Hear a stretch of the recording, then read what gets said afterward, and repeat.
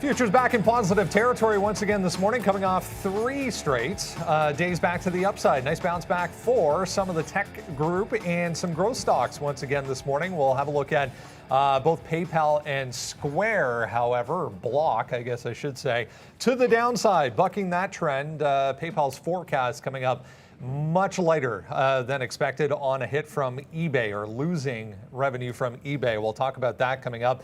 Google, on the other hand, Alphabet, absolute monster, announcing a huge 24-1 stock split that will take effect in July, up 10+% here in the pre-market. For Google shares get set in July. You'll be able to trade Google for the first time. Around $150. That's going to be fun. Markets coming off pretty solid performance yesterday as we were talking. Both the Dow and NASDAQ and S&P, all 3 of them, back in positive territory. Boeing was the biggest add, I guess, to the Dow, moving the entire index to the upside. The NASDAQ up 0.75 at the end of the day. So nice session all the way across the board on the earnings front this morning. More than 36% of the S&P now reported. We're still around that 79% mark as far as companies that have beat expectations over the past few quarters. That is actually below where we have been. AMD, another one. Big mover here in the pre-market after a huge report from them as well. It's Wednesday, February 2nd, 2022. tradertv.live starts now.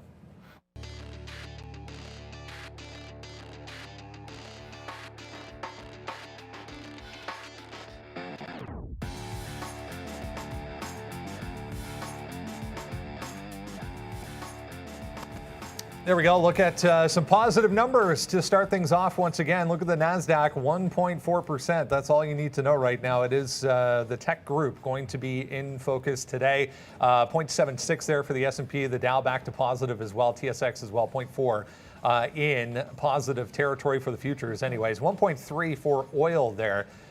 Big move in some of the energy names over the past couple of days.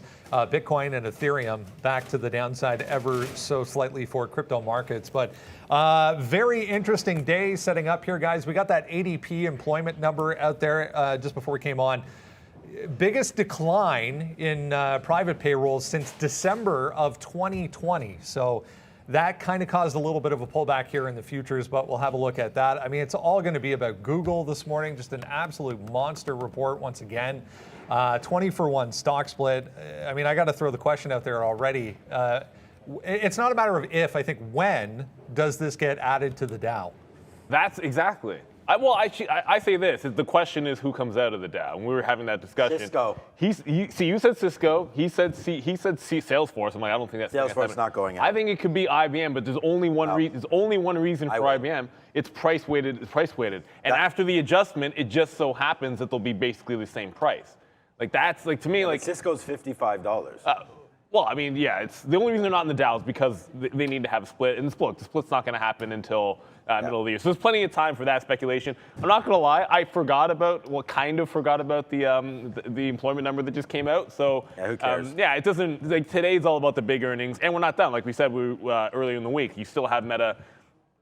I think it's the first time I've said Meta the first time around. And Amazon to come. So like it's...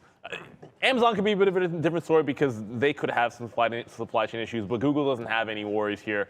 Alphabet doesn't have any worries here. It should be a gangbuster of a day. Someone asked me in the chat, was Gylax what AMC levels after trading it yesterday? And I was like, yeah, I got a few, but it's just not near the top of the list. There's some big cap names that we really like that we're going to be trading today, like PayPal. Wow, Paypal. There's going to be a lot to look at, and one that we hadn't talked about Clover. We're going to get to talk about Clover today because it's been on the move with some other names, but at some interesting levels. But going to be a good one today. Just like Bruno, I ain't talking about Clover. Okay, so Facebook right now, guys. We talked about that as a swing yesterday, guys. Like I was talking about it as a swing trade. I told everybody you want to buy Facebook here into Google earnings. And now today you're going to get a nice 3% bump up in Facebook. I am loving life right now as my #1 holding. Google continues to rock and roll. I absolutely love the split. I want to add to this. I want to add to my Google position off open. I want to add to Facebook off open. We recently just bought Facebook down sub 300. We tweeted it out when we were doing that down here. It was a fantastic play for them as well. Ad revenue is going to be rocking and rolling for Facebook. No supply chain issues for these guys either, as far as I can see. And then the best chip name. I mean, there's the two best chip names out there, AMD, NVIDIA. Look at AMD today, another 12%. Someone in the chat, what's up, Alex Enzo, said he sold AMD after being long at $99. Like, I don't know why you would sell it. Maybe you could tell us there in the chat, but hey. Yeah. Pratt yeah, did. good thing Pratt has us. Pratt didn't. Good thing Pratt didn't. And there's nothing wrong with getting in and out of stock. I mean, this is up now 30% in 4 days. Like, that's ridiculous for AMD, but hey, it's even going higher. So, yep, good on everybody for sticking with AMD, NVIDIA. I don't know what some of those other names are doing, but we will have definitely a big look. What a great day. This is a great day today for stocks and shareholders, as hopefully we can breathe a little bit of a sigh of relief now as we get some savior here. I don't know what the market's going to do in the next 2 or 3 weeks after earnings are sort of flatlined, but yeah, for now, it's all good. Yeah, pretty impressive. I mean, already 1.8 million shares there for AMD, and it's 836. So it's going to be a very interesting day, as we said, all about some of these tech stocks, NVIDIA as well, along with pretty much everything else in the chip-making group. To the upside this morning. If you're joining us for the first time this week, it's been a busy week already. Miss V still on vacation. She'll be back in a couple of weeks enjoying some time off, much needed time off, so we wish her well. Let's just jump right into what is to talk about this morning. Here's a few headlines I'll throw at you this morning, guys, for Alphabet. Absolute monster report, like 75 billion in 3 months, which is absolutely insane. Yeah, Motley Fool saying just what we were saying there about the Dow. Same with CNBC. Who is to come out? That's more the question, whether or not they will go in or not. It's just a matter of who gets replaced and when that's going to happen. Mark July 15th down on your calendars. That is the day the split is going to happen. That is also a Friday, which means we have all weekend to be excited about trading it for the first time on July 18th, which will be the first effective date. Well, the other thing to get excited about too is, like, remember, well, okay, the split has to happen before they'll end up in the Dow eventually, which is just a matter of time. And the question of who comes out is certainly an interesting one, but there's a heck of a lot more to get into when it comes to this. And then that addition, like, remember how fun Tesla was at the close when they had an addition? I don't know if they changed things, but Google, Alphabet, going into the Dow, man, I get Meta right, and then it's fine with Google Alpha. You guys know what I'm talking about, but this going in is going to be gigantic, and it's just one of these. It's one of these things where, look, we know fundamentally the days of a split mattering in terms of, hey, the price is cheaper, it brings in new investors. It's not so much about that anymore because you have fractional shares, and it's a lot easier for everyone to be invested in more expensive names. It does have some psychological value. There is a little bit of that. Certainly some options are a little bit easier to handle. So there is a little bit of this, but I just think getting into the Dow is just going to make. I mean, it's already a beast. Like, everyone is going to have a piece of Alphabet, and it's in everybody's lives. But it's just that extra cherry on the cake, on top of the cake. You're breaking out through the highs. I mean, what else can you say? I mean, technical levels. Like, what are we talking about here? Like, are we going to see pullbacks to see 29.50? Like, I'm not necessarily thinking that we're going to get that. Maybe we do, and then 29, 28.50, like those two levels on the way back in could be pretty interesting. But the thing that actually got me, and we were talking about, like, the YouTube numbers were ridiculous, but also their cloud. Like, they're number 3 in cloud, and they're still, despite having great growth, and the growth they have is ridiculous for their size, right? Like, that's what's so impressive. They're still losing money in cloud. It's just such a hard space to get into when the big boys can sit there continuing to grow, not worrying about turning profits because their margins are crushing it everywhere else. Like, it's almost unfair, and when it's almost unfair to compete against somebody, you want to own them. It's that simple. Yeah, they have tons of cash. Record billions, 75 billion sales Q4. Like, they're going to do 350 billion in sales over the year is absolutely ridiculous. And making a net income on that, like on that sales, they're making 21 billion. Like that's monstrous. Like some of these numbers that Google keeps coming out with are absolutely huge. We've bought a few names here on dips. Obviously, Google, you know, this is the 50 period. It hasn't breached it at all until just recently. We did have obviously a little dip down there in September. We talked about that. Even the March, we don't even have it on here. The March lows here, we get a dip down of 2020 back to like $1,000. Like it's just ridiculous that this is 3 times now what it was in March of 2020, and just keeps on working. I'm a buyer of Google right away. We'll wait to see what it does off the open. I can't wait for it to split. I think Cisco comes out. It could be IBM. It could be Salesforce. Cisco's like a dead old tech company. I mean, you've seen a lot of those companies just be left for dead, which is sort of IBM as well. So that could come out. But I mean, Google still has to go in. Yeah, there's a lot of see. time. I mean, that might not even happen. So we'll see about that. Or you could kick out American Express or Visa because you don't need both of those. But the Dow is a ridiculous index, anyways. So I don't know. Let's see what happens here. The Nasdaq has pulled back a little bit. Brendan, you did bring us that job report number, so that wasn't fantastic. We could talk about everything. Their ad sales revenue almost beating that of Netflix, which is only their one sort of subscription model there. Google doesn't even. I mean, look, I don't think Google's going to go out and buy a Snapchat or anything like that. But I think they had Google Plus in the social. They absolutely messed that up and didn't have any love for Google Plus at all. And then they don't have any. Oh, I downloaded our new software. It's supposed to handle post-market charts and pre-market charts. So obviously here's the daily chart for Snapchat. So no love for that on the daily. That's a good debut though. Yeah. Snapchat had a great IPO yesterday. But the thing is that Brendan, what do you think? Is Twitter or Snapchat possibly in play for Google? As a target? Yeah. That would be, wow. I'm going to say Throwing no. it out there. I'm going to say no initially, but I mean, crazier things have happened. Just an absolute monster. It was third. I was reading last night. It was third as far as cash on hand goes. You know, if you group together all of those massive tech companies, it was third. I just saw this Square or Block. I keep saying Square, but it's still SQ. Just ticking back to the upside here, guys. We're testing pre-market highs here on Block already.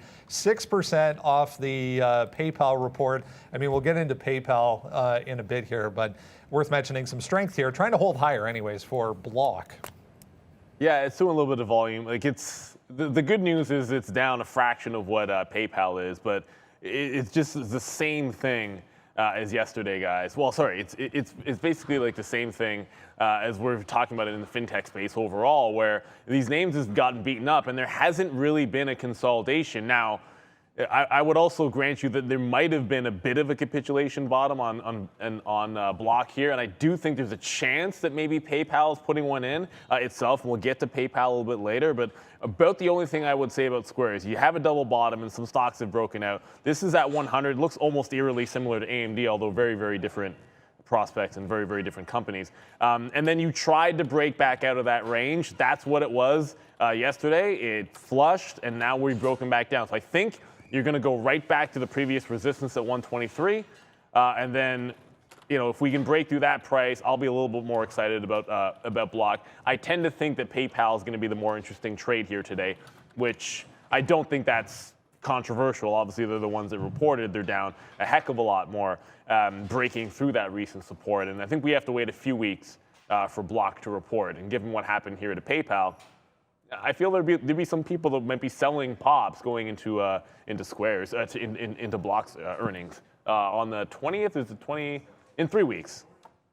I'm going to be sitting on Square's a buy down here between 100 and 110 for sure. You got to buy some Square.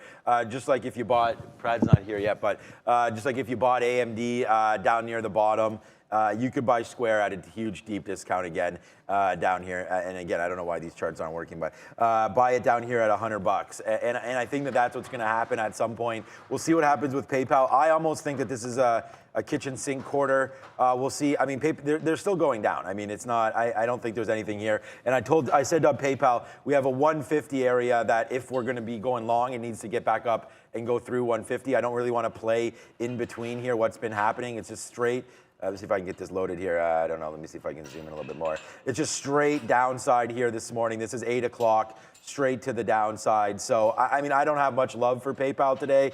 There's really going to be no levels to look at. 2020 was their year, was an absolute monstrous year. It was my pick for the year. It went from 100 to 300. Now you're down by down to 140 again. Is it a buy down here? I think yes, but you got to let it settle down. We're going to use the 3-day rule that we talked about lots of times on this show for PayPal, right? You let it didn't work the first time. So, you let it work the first time, you bought it at 220, right? Or 200, and now you're down to 143. But let's just see what happens here. We'll wait a couple days, let this thing settle down. I will be buying some PayPal and adding to my position, and I don't know. I was looking. I'm still long. I'm still long Square at $48. I looked last night, so this is still fine. But it doesn't really matter where you're long. It matters on where you think it's going. Look at the difference though. Square just bumped up, and PayPal's going the other way, right? PayPal's going to the downside. So here's PayPal so far today, and here's Square so far today. Right, back up to the upside a little bit here on a bump. So I think let's hold out hope here for Square on more of a bump up. But hey, look, I'm a buyer of both of these names, just letting them settle down for 2 or 3 days. PayPal is by far the worst name that I hold. Like, I don't consider like Clover and PaySafe, those are like play money, but I own PayPal in the long-term account, and it's been the worst performer I'm pretty sure for everybody. It's an investment stock. Over the last 6 months. Yeah, it's just been horrible. Is it an investment stock? I mean, it's supposed to be a growth stock. Okay, what I would say is... Jeff Mendel there. What's up to Jeff Mendel, OTC Markets? It should be exciting to have him on. I was going to say, there's certain types of names that, yes, you invest in all of them, but in terms of the company, its scope, and its prospects of being around in 5 years, PayPal is going to be in a different bucket from some of the other fintech. I wouldn't put Square and I guess you could now, but 5 months ago you wouldn't put Square and Affirm necessarily in the same bucket. I think you can start to now, but you got to talk about 5 months or back when you made the investment. Either way, I in the past, I own look Square. at Affirm. I don't own PayPal. I do own some shares of Square that I still haven't sold yet, and at some point I think it's worth picking up. But PayPal itself, it's getting real close to some very interesting levels, and the multiple's starting to come down. There are reasons, man. And I know we're going to talk about this. Yeah, if you bought Square, Affirm or Upstart or any of these dumpster fires in the last 6 months, you are getting absolutely destroyed. And Affirm apparently, remember, it's buy now, pay never. Affirm has a hard road ahead of them. We're going to see what happens with Amazon. But there's no. Someone was saying, a beef between me and Meet Kevin. No, I don't even know the dude, this Meet Kevin guy. The main difference, what I wanted to address was, we're a trading show. We're trying to educate you guys on how Neil and I trade, how maybe you can trade, some of the levels that we look at, our risk management, things like that. We don't sell anything. So that's part of what we're doing. We're asking for likes. We're getting the YouTube algorithm. We want to grow this channel. We want to do tons of huge things. We have a huge production. We have 10 people working here. I don't know how many Meet Kevin has. We're on all day. We have multiple hosts. This is a show. In my opinion, some of these other YouTubers, and there we go. Yo, what's up, guys? Some of these other YouTubers, they're great. They provide a need. And if they have subscribers, that's fantastic. Matt Kors was great during his AMC days. Had a great following then, right? We were still here, and we're not going anywhere. It doesn't matter what the market does. Doesn't matter anything. And not only that, we have the best damn guests on YouTube, period. And with that being said, Neil, don't cough on that. Come on, Neil, I'm trying to give... Look, we've known Jeff a while. What do you want, man? Look, man, last time we went Don't butter Jeff up. When is Jeff? I'm not buttering him up. Don't butter him up. He's probably blushing over there. No, he doesn't blush. The guy's a robot. But, so... Love you, Jeff. I do got to say shout out to Jeff, because last time, and we do have some allegiances to Super Chicken. We went there last time. Yeah. Jeff took care of that bill. So Jeff Mendel is a great guy in my books forever for that, and for many other reasons. Jeff's been a friend of us and ours for the show for a long time. And without any further ado, guess who our guest is, Brendan? We'll throw it back over to you. You're making my job easy, so that's great. Mr. Mendel is here. We're excited to have Jeff Mendel, VP of OTC Markets, back in the building once again. Not in the building, but joining us this morning. It's a busy day, but that doesn't mean there's not opportunities on all markets, Jeff.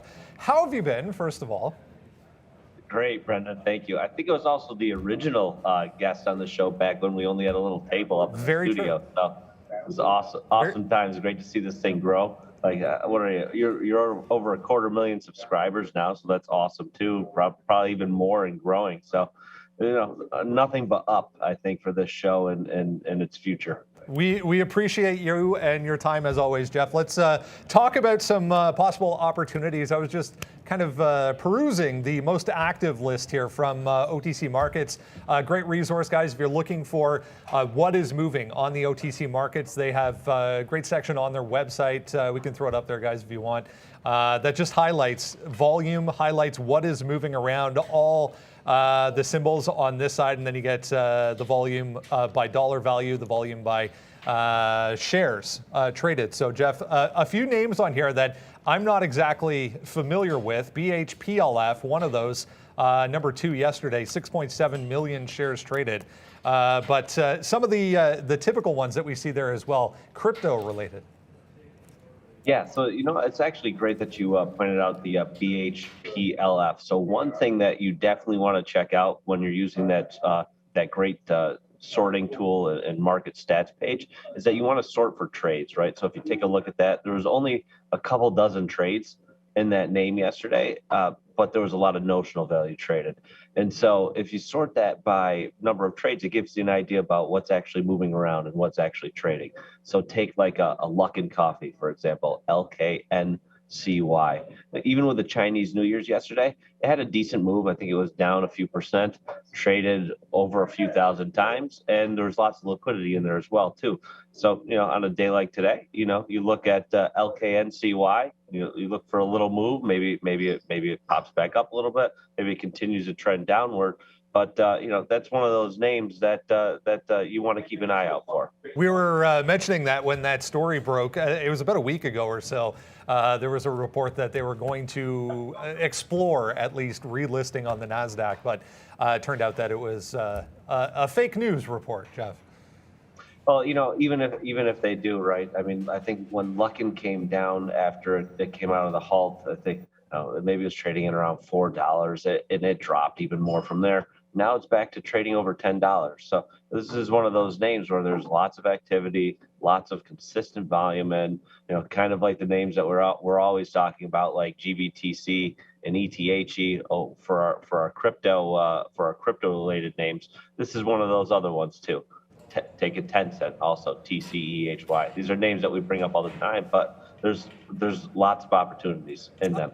Another opportunity I wanted to mention here, Jeff, is the fact that, and a lot of these maybe outside the U.S. companies, whether they're in Canada, whether they're in Europe, whether they're in the APAC region, have listings on the OTC markets. A number of the companies we feature on this show, CEO coming on today, in fact, going to be listed on the OTC market. So it gives investors opportunities to get exposure in the U.S. Exactly right. I'm guessing that it's a Canadian listed company that also trades down here in the U.S. that you're talking about for later. And so a lot of times, if you see a 5-letter symbol that's fouled that ends in an F, that's most likely a Canadian F share that trades on Toronto Stock Exchange or the CSC that also trades down here in the U.S. with its own ticker. Great stuff. Jeff Mendel, VP OTC Markets. Anything else you would like to pass along this morning, Jeff? Go Bengals. The guys appreciate that. Thank you, sir. We'll speak again in a few weeks. Thanks, Brendan. There we go. Great opportunities, guys. Again, interlisted companies, some in Canada, some, as we said, over in Europe as well, going to have OTC listings. Great company coming on in the mining sector, EV specific today, that we'll talk to at 10:45 with an OTC listing as well. Yeah.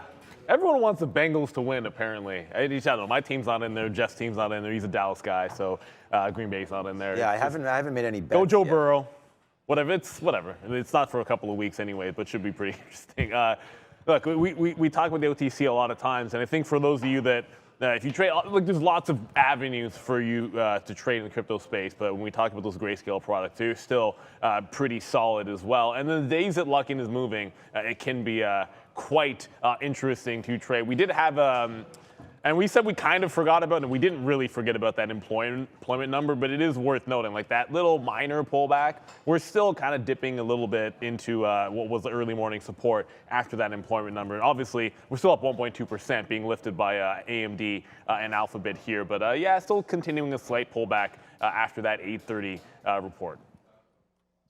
Someone was talking about Affirm there, and yeah, it's not Affirm didn't. Someone said, "What did Affirm do?" They didn't do anything. It's just obviously on the the PayPal, you know, all that kind of stuff, fintech and things like that. So that's why Affirm is down that 2.7% there. And yeah, just like when we had Daniel Shea on, we talked a little bit about the triple Qs and that it was getting to 200 period moving averages. Like, it depends on what your account is. Like, if you have an investing account, there's no way that you would have sold, you know, your entire load or anything like that here on this dip. But if you did, hopefully you did it at the 200 period and not all the way down here, because we're just back to the 200 period now. So it's not like, you know, you've missed any upside move here. The market could still go. There's still a lot of names that are well off, you know, their levels. So don't be worried about that. And I guess the 200 period is not completely accurate because we don't have all the data. Well, we have enough for 200 period, so that's right. Anyways, I just wanted to say that I don't think you've missed the boat on a lot of these names. Maybe Google's too high right now. Obviously, you would have preferred AMD at 100 rather than 130. You would have preferred Facebook at $3 rather than 330. But some of these names go up and down 10%. We just said AMD's up 30% in 4 days. So, you know, slow down on some of the buying. I think that's what's happening with the NASDAQ a little bit right now. You can see the triple Qs is starting to come down a little bit here off of, you know, some of the euphoria that kicked in. When a lot of people came in today and sat in front of their terminals, they were like, oh my God, Google, we got to buy it. I mean, that's what I was saying, right? I got to buy, I got to buy, I got to buy. And, you know, it's just, there is profit-taking opportunities. There are a lot of traders here that did exactly what we were saying to do. And you have a trader here like Trader Prad, myself. A lot of people bought some of these names at low valuations, and they come in today and you see the best day ever for Google, up 10%, the best day ever on track for, right? So, I mean, sometimes there is going to be profit taking on a lot of these names. So that's what I'm very, very nervous here about the open taking some of these trades, right? So that's what we're going to look for. And what else is going to help us decide some of our plays here today is going to be the upgrade and downgrade list. A few interesting names up on there, Brendan. Yeah, worth mentioning, guys, this is all obviously just brief. There's so many more than this today, typical for an earnings season. Basically, anything that reports is going to get multiple moves from analysts both ways. Clover Health, top of the list here. We'll talk about that. There's actually a couple on Clover Health, Etsy, Under Armour, Colgate, your toothpaste at the bottom. Starbucks on this side. Higher costs, higher employment costs in the U.S., a problem for Starbucks. Yeah, there's PayPal, 18% so far, guys. Yeah, we talked. Look, you'll get some upgrades on the big boys there. You know, sometimes it takes a couple of days, although pretty quick with that PayPal downgrade, at least for Raymond James there. Clover certainly going to be one that we talk about here today. And if you look back at Etsy, which you know, some of those are on the watch list, so we're going to be getting to those anyways. But if you look back at Etsy, you know, a lot of times these stocks which have made these falls and consolidations, I think this is the second or third time we've seen this one catch a recent upgrade, and it just becomes like a bit of a value play at some point. And it's well below the 200, but you're about to cross the 50 and the 2, which could get pretty bearish. If it bounces in this range from here and makes another push up, resisting that cross, that could be pretty spicy for Etsy, just from a technical standpoint, anyways. And it's not done any volume to make it much of a day trade. Some of the other names on the list we're definitely going to get to, but that's just something I noticed on Etsy, that if it can break out from here and sort of resist that cross, it could turn into a nice bit of a bounce. Last time it did, there was a cross. Didn't last very long, and you got the breakout towards those highs. If we were to put the same type of move on, you could be seeing Etsy back at 200 in this bit of a relief rally. Etsy, eh? Yeah, I was going to look at Clover. We said we wouldn't talk about Bruno, but we'll talk about Clover a little bit here. So back up above $3. Look, I mean, this name has been taken off over the last little while. I think we're going to learn our lesson from some of these trades, and that is that wait, just be patient. There could be a return down here back to $2 for Clover. Like when the days are darkest in the market, you know, these stocks get absolutely destroyed. And then when there's a little bit of a rally, I mean, we can look at ARC as well. I mean, for a perfect example of all of this. So it's just, they get absolutely clocked on the way down. And now they're getting some upgrades. And let's not, look, my cynicism for Wall Street will continue as long as I'm alive, but it's like, you know, there's nothing but downgrade. Like they know the market's going in the tube, right? And then some of these investment banks, I didn't even see who upgraded them. It doesn't really matter, they're all the same. But you know, they start to buy it down here, 275, 250. Then they load up the boat down here a little bit, you know, and then now they come up with the upgrade, hoping to get it back to at least this VWAP. We saw something very, very similar happen with XL Fleet, and I was lucky enough to get out of the majority of my XL Fleet shares. And the reason, this is why I talk about it, it's because I've done it and I've seen it happen numerous times. And I believe it was right here. It was this day. Or was it here? It could have been this day as well. No, November. No, it wasn't that long ago. So it was back in December. I think you guys might remember this. It was tanking down. Then all of a sudden, for some random reason, they came up and upgraded the stock. And they get a day of a bump back up to $4. And then that was the very, you can look this up, December 23rd, I'm going to say was the day, or it was the 22nd or 23rd. Came in, upgraded there. We managed to get out at $4, to be honest with you. And then it just tanked all, and then look at that. That was the very last day of that. And then comes right down to $2 and now up. So my call is tomorrow, XL Fleet or some other name like this, Wish something, I don't know about Wish, but Plug Power, XL, something that's been beat down so much, we'll get an upgrade, and then we'll see a little bump, and then we'll see it come back in. So for me, for Clover, as I still hold the bag on this name as well, I won't get out today. I still think that Clover does have, I like the business they're in, the fact that it's healthcare, and I'm light on that. We've talked, I didn't even see what the AbbVie earnings were anyways, but that's another holding of mine. I still think Clover is worth holding on to. My average price is $6 or something, so we're chopped in half on this one. But again, this is just play money. This is not in any long-term account, but hey, it looks like it's gonna have to be long-term for me, as Clover's nowhere near getting back to where it should be. All right, let's get a check of the overall market here. Going to be an important day here with a lot of tech stocks in focus. That means the futures are going to be in focus as well, with a lot of these companies leading the overall market. Obviously, let's bring in Arun here, get his take on what to expect today. Well, another day and another market up. So here we are, 1.16%. Great earnings off of Google. A big part of the NASDAQ index, right? So you're going to see that movement to the upside. And then S&P also up 0.6%. S&P, though, which is what I trade primarily, here we are entering that next zone that we talked about. 46.20 was going to be the level. If we get into that 45.80 area, I'll start looking for some shorts. I needed to set up. Remember, we did the same thing around that 45 area, 45.50. We were looking, when it was trading in the morning around 45.10, we were looking for shorts. We were looking, but we could not find one that would set up properly, so we gave up, and the market continued its rally. We're doing the same thing today. We're in a zone. Can we find a short? The flip side of that is, where's the long? If you have missed the entry that was down here in mid 44.50s, what do you do now? And I'm not confident with anything that we have. The way it's been moving hasn't been setting up any levels that we can potentially work with. So I am going to be looking at the flip side on the shorts, or on the short side of things.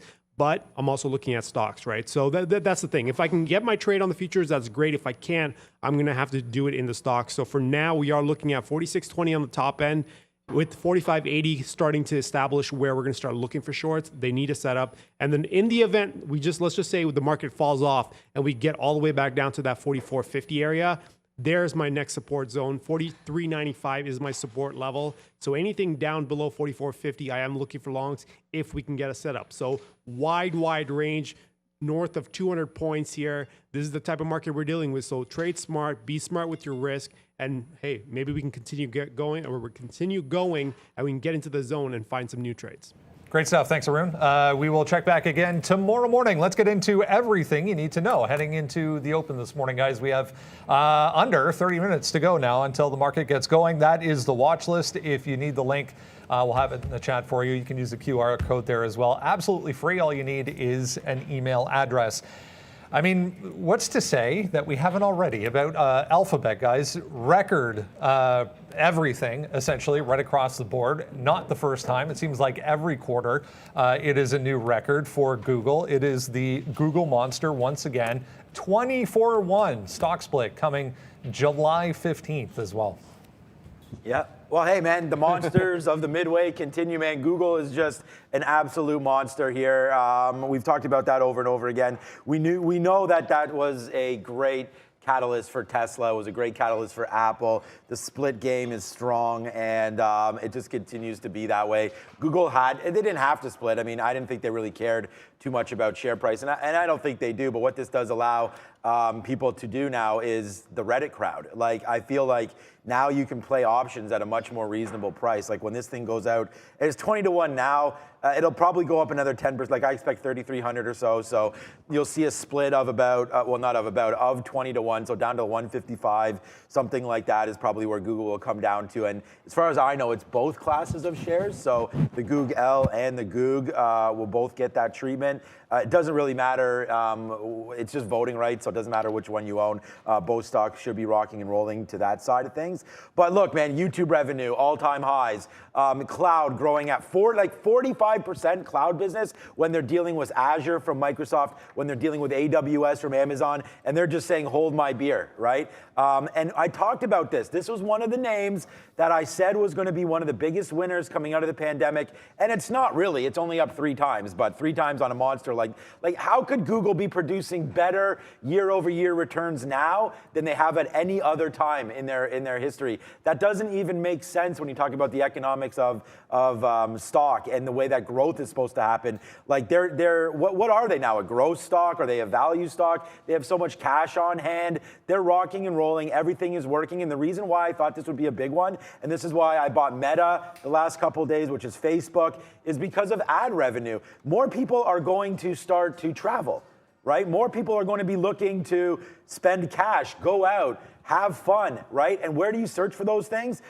There's a website out there. I'm not sure what it's called. I think it's Google or something like that. And they're going to go in there and they're going to search in different trips. They're going to look things up. They're going to look up reviews, everything like that. Google is the #1 source for ad revenues, right? And so I don't know what's going to stop these guys. It might be momentum today. We may get a pullback. And we'll talk about AMD in a minute, but there's a reason why AMD is not on the sticky note today, and we'll talk about why. I mean, I love AMD. It's a top holding of mine as well. But Google now rockets up my board as the #1 holding that I have, and it's going to stay that way, and I'm going to add to this on any dips here today. Yeah, like we're actually having this discussion. Like the last time it made a dip in early January, like you buy off the 200 and it drops 10% on you, and then now you're up 10% from that exact same price point. And look, let's keep in mind, like they don't have supply chain issues. Their valuation for a growth name is actually pretty good. So relatively speaking, to the rest of the FANG names, there's just nothing negative to say about it. It's not always a great day trading stock, and I threw out that 28.5 and 29.5 as possibilities here. But there's certainly a lot of things to watch. I do want to get to, I know we have 20 minutes to go, but there's a couple of names that are moving, one of which I want to mention right off the bat. Someone asked about MDJH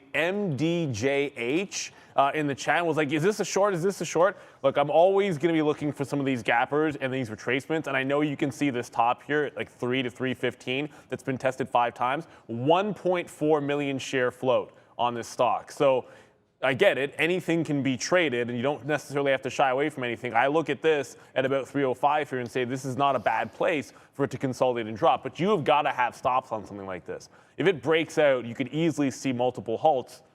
And the float is this small, and it can be a bit of a trap. So, I'm going to be trading it. I don't think you necessarily have to shy away. The pre-market, you could scalp this in the pre-market. It's going back and forth 10%, but there's a reason. It's because that float is absolutely tiny, guys.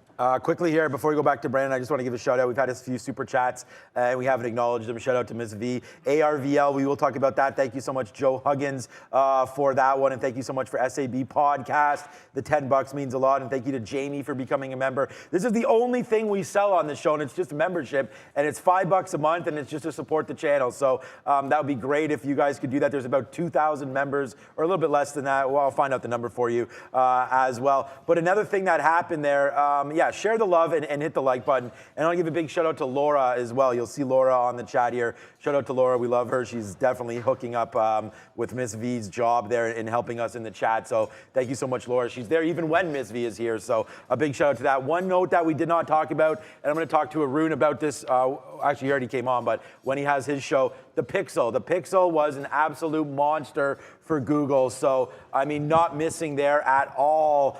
Their best phone ever, their most sales ever, backlogs, everything like that. So, and really no supply chain issues. I know Arun had to wait, I think, a month or two for his phone, but then he switched it up. And I think he was waiting for the white, but he got the black anyways. So, anyways, that's what I want to talk about with the Pixel. That was another thing that we missed from Google. So they do sell stuff. Someone was saying that they sell lots of stuff. They sell the Google Minis, the Homes. They sell this. They have the some other sort of a Google. I think it's not the Home. It's something else with the screen there, like an Alexa. But we'll hit the new position alert right now.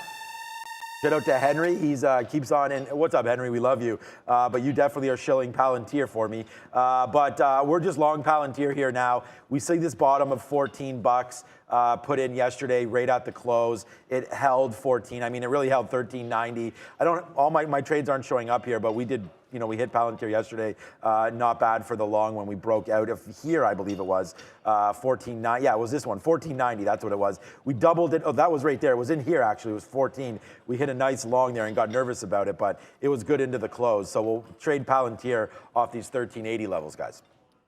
Let's go on to another pretty impressive looking chart here to start things off this morning, and that is AMD, another huge report for AMD, as Sean was saying there. I mean, 30% in a couple of days. Look at the daily chart. That low down around, I guess it did it break 100 there? I didn't even realize that. Yeah, right back to the upside, though, 11.3 here off of another, as we said, guys, pretty impressive report. People wondering if Miss V has been deployed to the Ukrainian border. Not as far as I know. No. Not as far as I know, but yeah, you never know. Yeah, I'm not going to say yes or no to that. But she apparently is well, and I'm ain't going to be no issues if she's there. I'm going to have to message her. Because I want some pictures to show you guys. So we'll see if we can get that. Yeah, it was AMD, right? Yeah, AMD, what a monster. I mean, I don't know what else to say about this stock. We've talked about why you need to own this name, even at its current valuation of PE of around 30. I'll have to check out what it is after these numbers, now that we have updated numbers. So we can find out from them. But again, another monster. Revenues of $21.5 billion, beating by $1 billion. They're only supposed to get 20.5. So 21.5 it comes out with. Upgrades this morning at Cowen as I read this. They have guided greater than 30%. Guys, year over year growth. Like, what an absolute monster AMD has been over the last 2 years, 3 years, 4 years, 5 years, whatever, man. AMD was a $2 stock. It's now 130. It did get as high as oh, here's my daily chart, of course. It did get that's not going to work. Got as high as 160 right there as we have a bad wick, but it does touch down there. I believe the bottom was 98 or so, Brendan, on that move. I can't see with my chart. Oh, here, I'll just look at this on the 20-minute chart. Yeah, so it cracked 99. Yeah, I guess 99.40. Yeah, I mean, that would be the ultimate bottom. But this is why it's not on the list, and I wanted to address this. The numbers are absolutely monstrous. Obviously, I'm not selling a dime of my AMD shares. I was selling on the way up. We bought at 75. We bought at 50. We bought again just now at 100. But we're not going to do anything. We've been buying SMH instead. I like the whole index a little bit better. But, it could pull back down. Like I said, we had a trader, we had Trader Prad, we had a trader like Alex Enzo there talk about it. People that bought down here may have sold on the way up. And if they didn't sell on the way up after getting 10, 15, 20% in 2 or 3 days, maybe they will now off 30%. So that's my risk to the downside, is just that people wake up today and just can't believe the return they're getting on AMD, and they wind up selling their shares. So unfortunately, I don't really have too many levels. I just kind of want to see this thing rock and roll. I was going to say a short if we don't break 132, but I didn't really want to put that on the list because I wasn't sure what the futures are going to do. So for me, we'll have to wait. Any kind of pullbacks? What about into yesterday's close? 124, 125, a little bit of a dip down into there. And believe me, AMD can do that. You're up 11%. Like, would we be happy if AMD was up 7% today? So, I mean, a pullback down into here, could be in. So we're going to wait. I'm going to put a bid now at 125 and change, see if we can catch that on a dip. But I'm a buyer of AMD. Yeah, it can't get there without rolling over. And anything up this much in that kind of a time, I'm going to look right back to some previous highs, this 130 area here, and then kind of support. Now, you did have that one day in January when there was a flush, but then it reestablished the 130 as a support area. You come right in, and look, we're not going to, the numbers are great, so I'm not going to give a fundamental case for why you should sell this. It's just about possible retracement. You're now barcoding off this 130 level. So you're having some chop right at that previous support. If it tries to break away from it without taking out the high, that's that classic pop and fade, sell the news type of event. And AMD just sets up for it, right? The key thing here is, though, if it breaks 132, it can't break it by much. If it breaks it by, if it goes like $1, to me, the trade's out the window. So it has to roll over either shy of 132 or have a failed break at that 132 level. But either way, I want to be short if it makes that kind of a pop. And, again, you can look back at, like, 125 is going to stand out as a round number in the aftermarket. There was some support there. I think I'd be all flat of any short by that price. And look out for that OLB. That was the other one on the watch list here. Made another run at the high of the day. I don't like 247, 250. If you can't guess, that's where my stop is. I'm short 44s here. I'm going to give it to that 50 level. Get some out in front of that 30. I'm watching this and MDJH. Also Zila from yesterday, 93 and $1 are the two key prices there that I want to be short in front of. All right, let's go on to PayPal. PayPal, not good, as we said. Huge move downside here. They finally get to the end of this agreement with eBay. If you remember, eBay created PayPal, spun it off. Their agreement together coming to an end, which is going to cost them about $600 million in revenue for the rest of this year. Neil and I were talking about this in the pre-market a little bit, kind of suggesting that maybe this is priced in finally. If this can separate successfully, that $600 million, everyone accepts it. Maybe we start moving back to the upside at some point.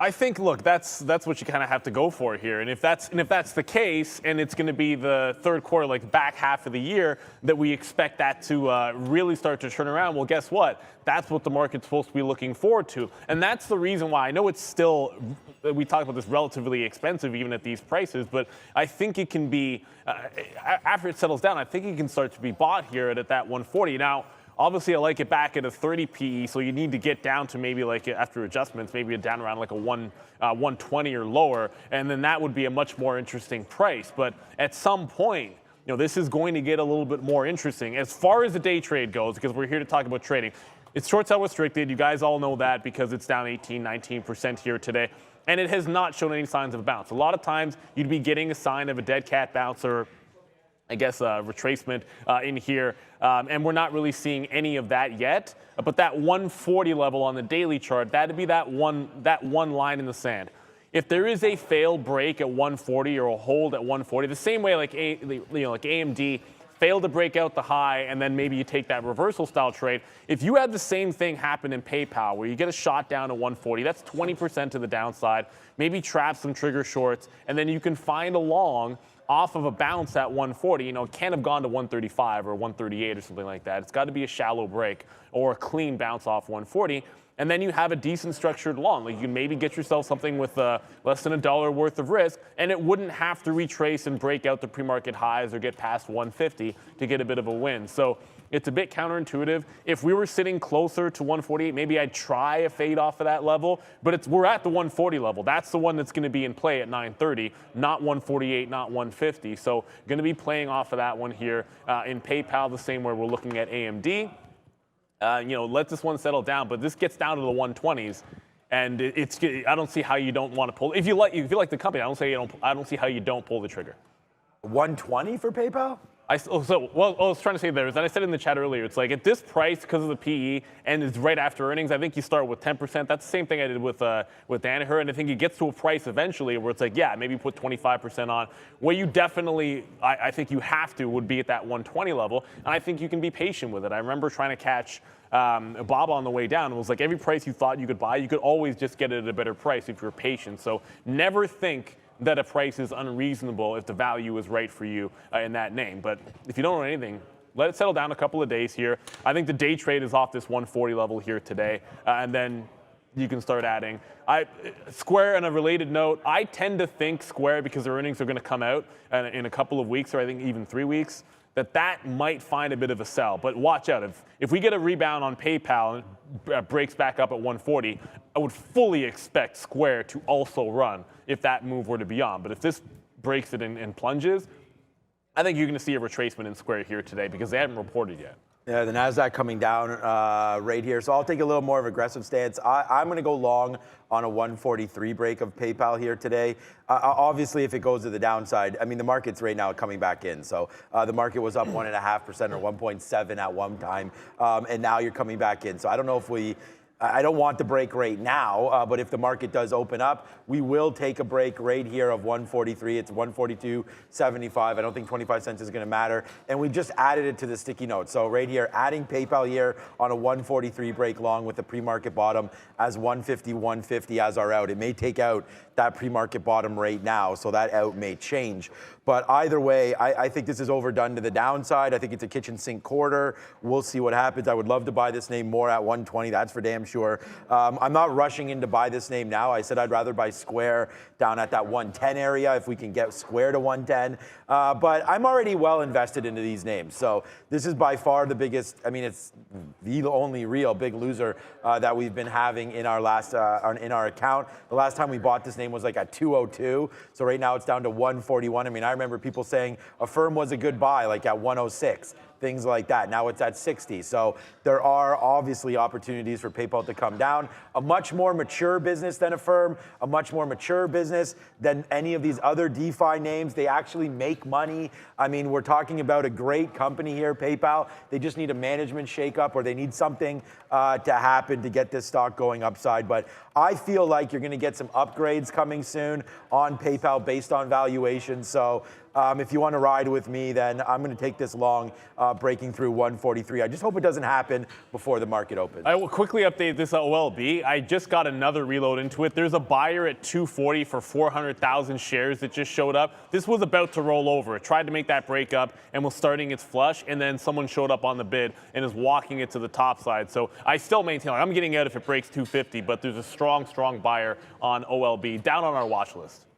All right, let's go on to another one negative here this morning off of earnings, and that's maybe it's good. Miss V's not here today because Starbucks, a bit of a problem when it comes to employment costs in the U.S., and they also pointed to inflation as a big reason for their forecast coming up a little bit on the light side here. But we are back to pre-market highs here, guys. Only 2.5 for Starbucks.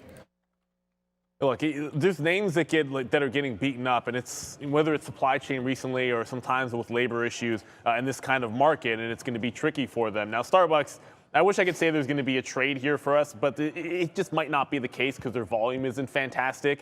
You're going to see that 100 level is going to stand out here. Oh, I got that ghost charting thing happening on Starbucks. There we go. I'll go to the 15 minutes so you can actually see the last few days. So you do have this 100 level, which has been sitting out here and been all kinds of resistance. And on a bad earnings print, I find it hard to believe you're going to get a chance to trade off of this, down 2.5%. So this is pretty unlikely you're going to get your golden price.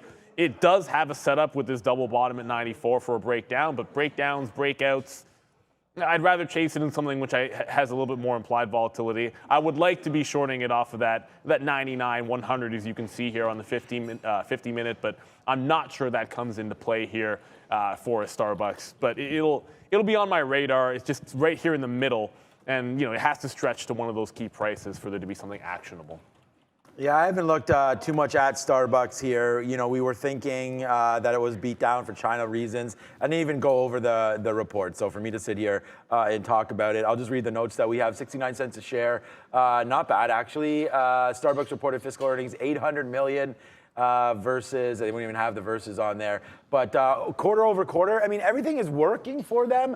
I don't really, on our notes, it looks like it was a good one, but high labor costs, I guess. I don't know what's happening there, but you are going to see Starbucks having some issues right now, obviously, with unions. We talked about that. Their bottom was 94. Interesting that we didn't take it out on this report. So I think Starbucks is a buy at some point, and it's definitely consolidating right now. I mean, it's easy for me to say, oh, Starbucks is a buy down here at 75.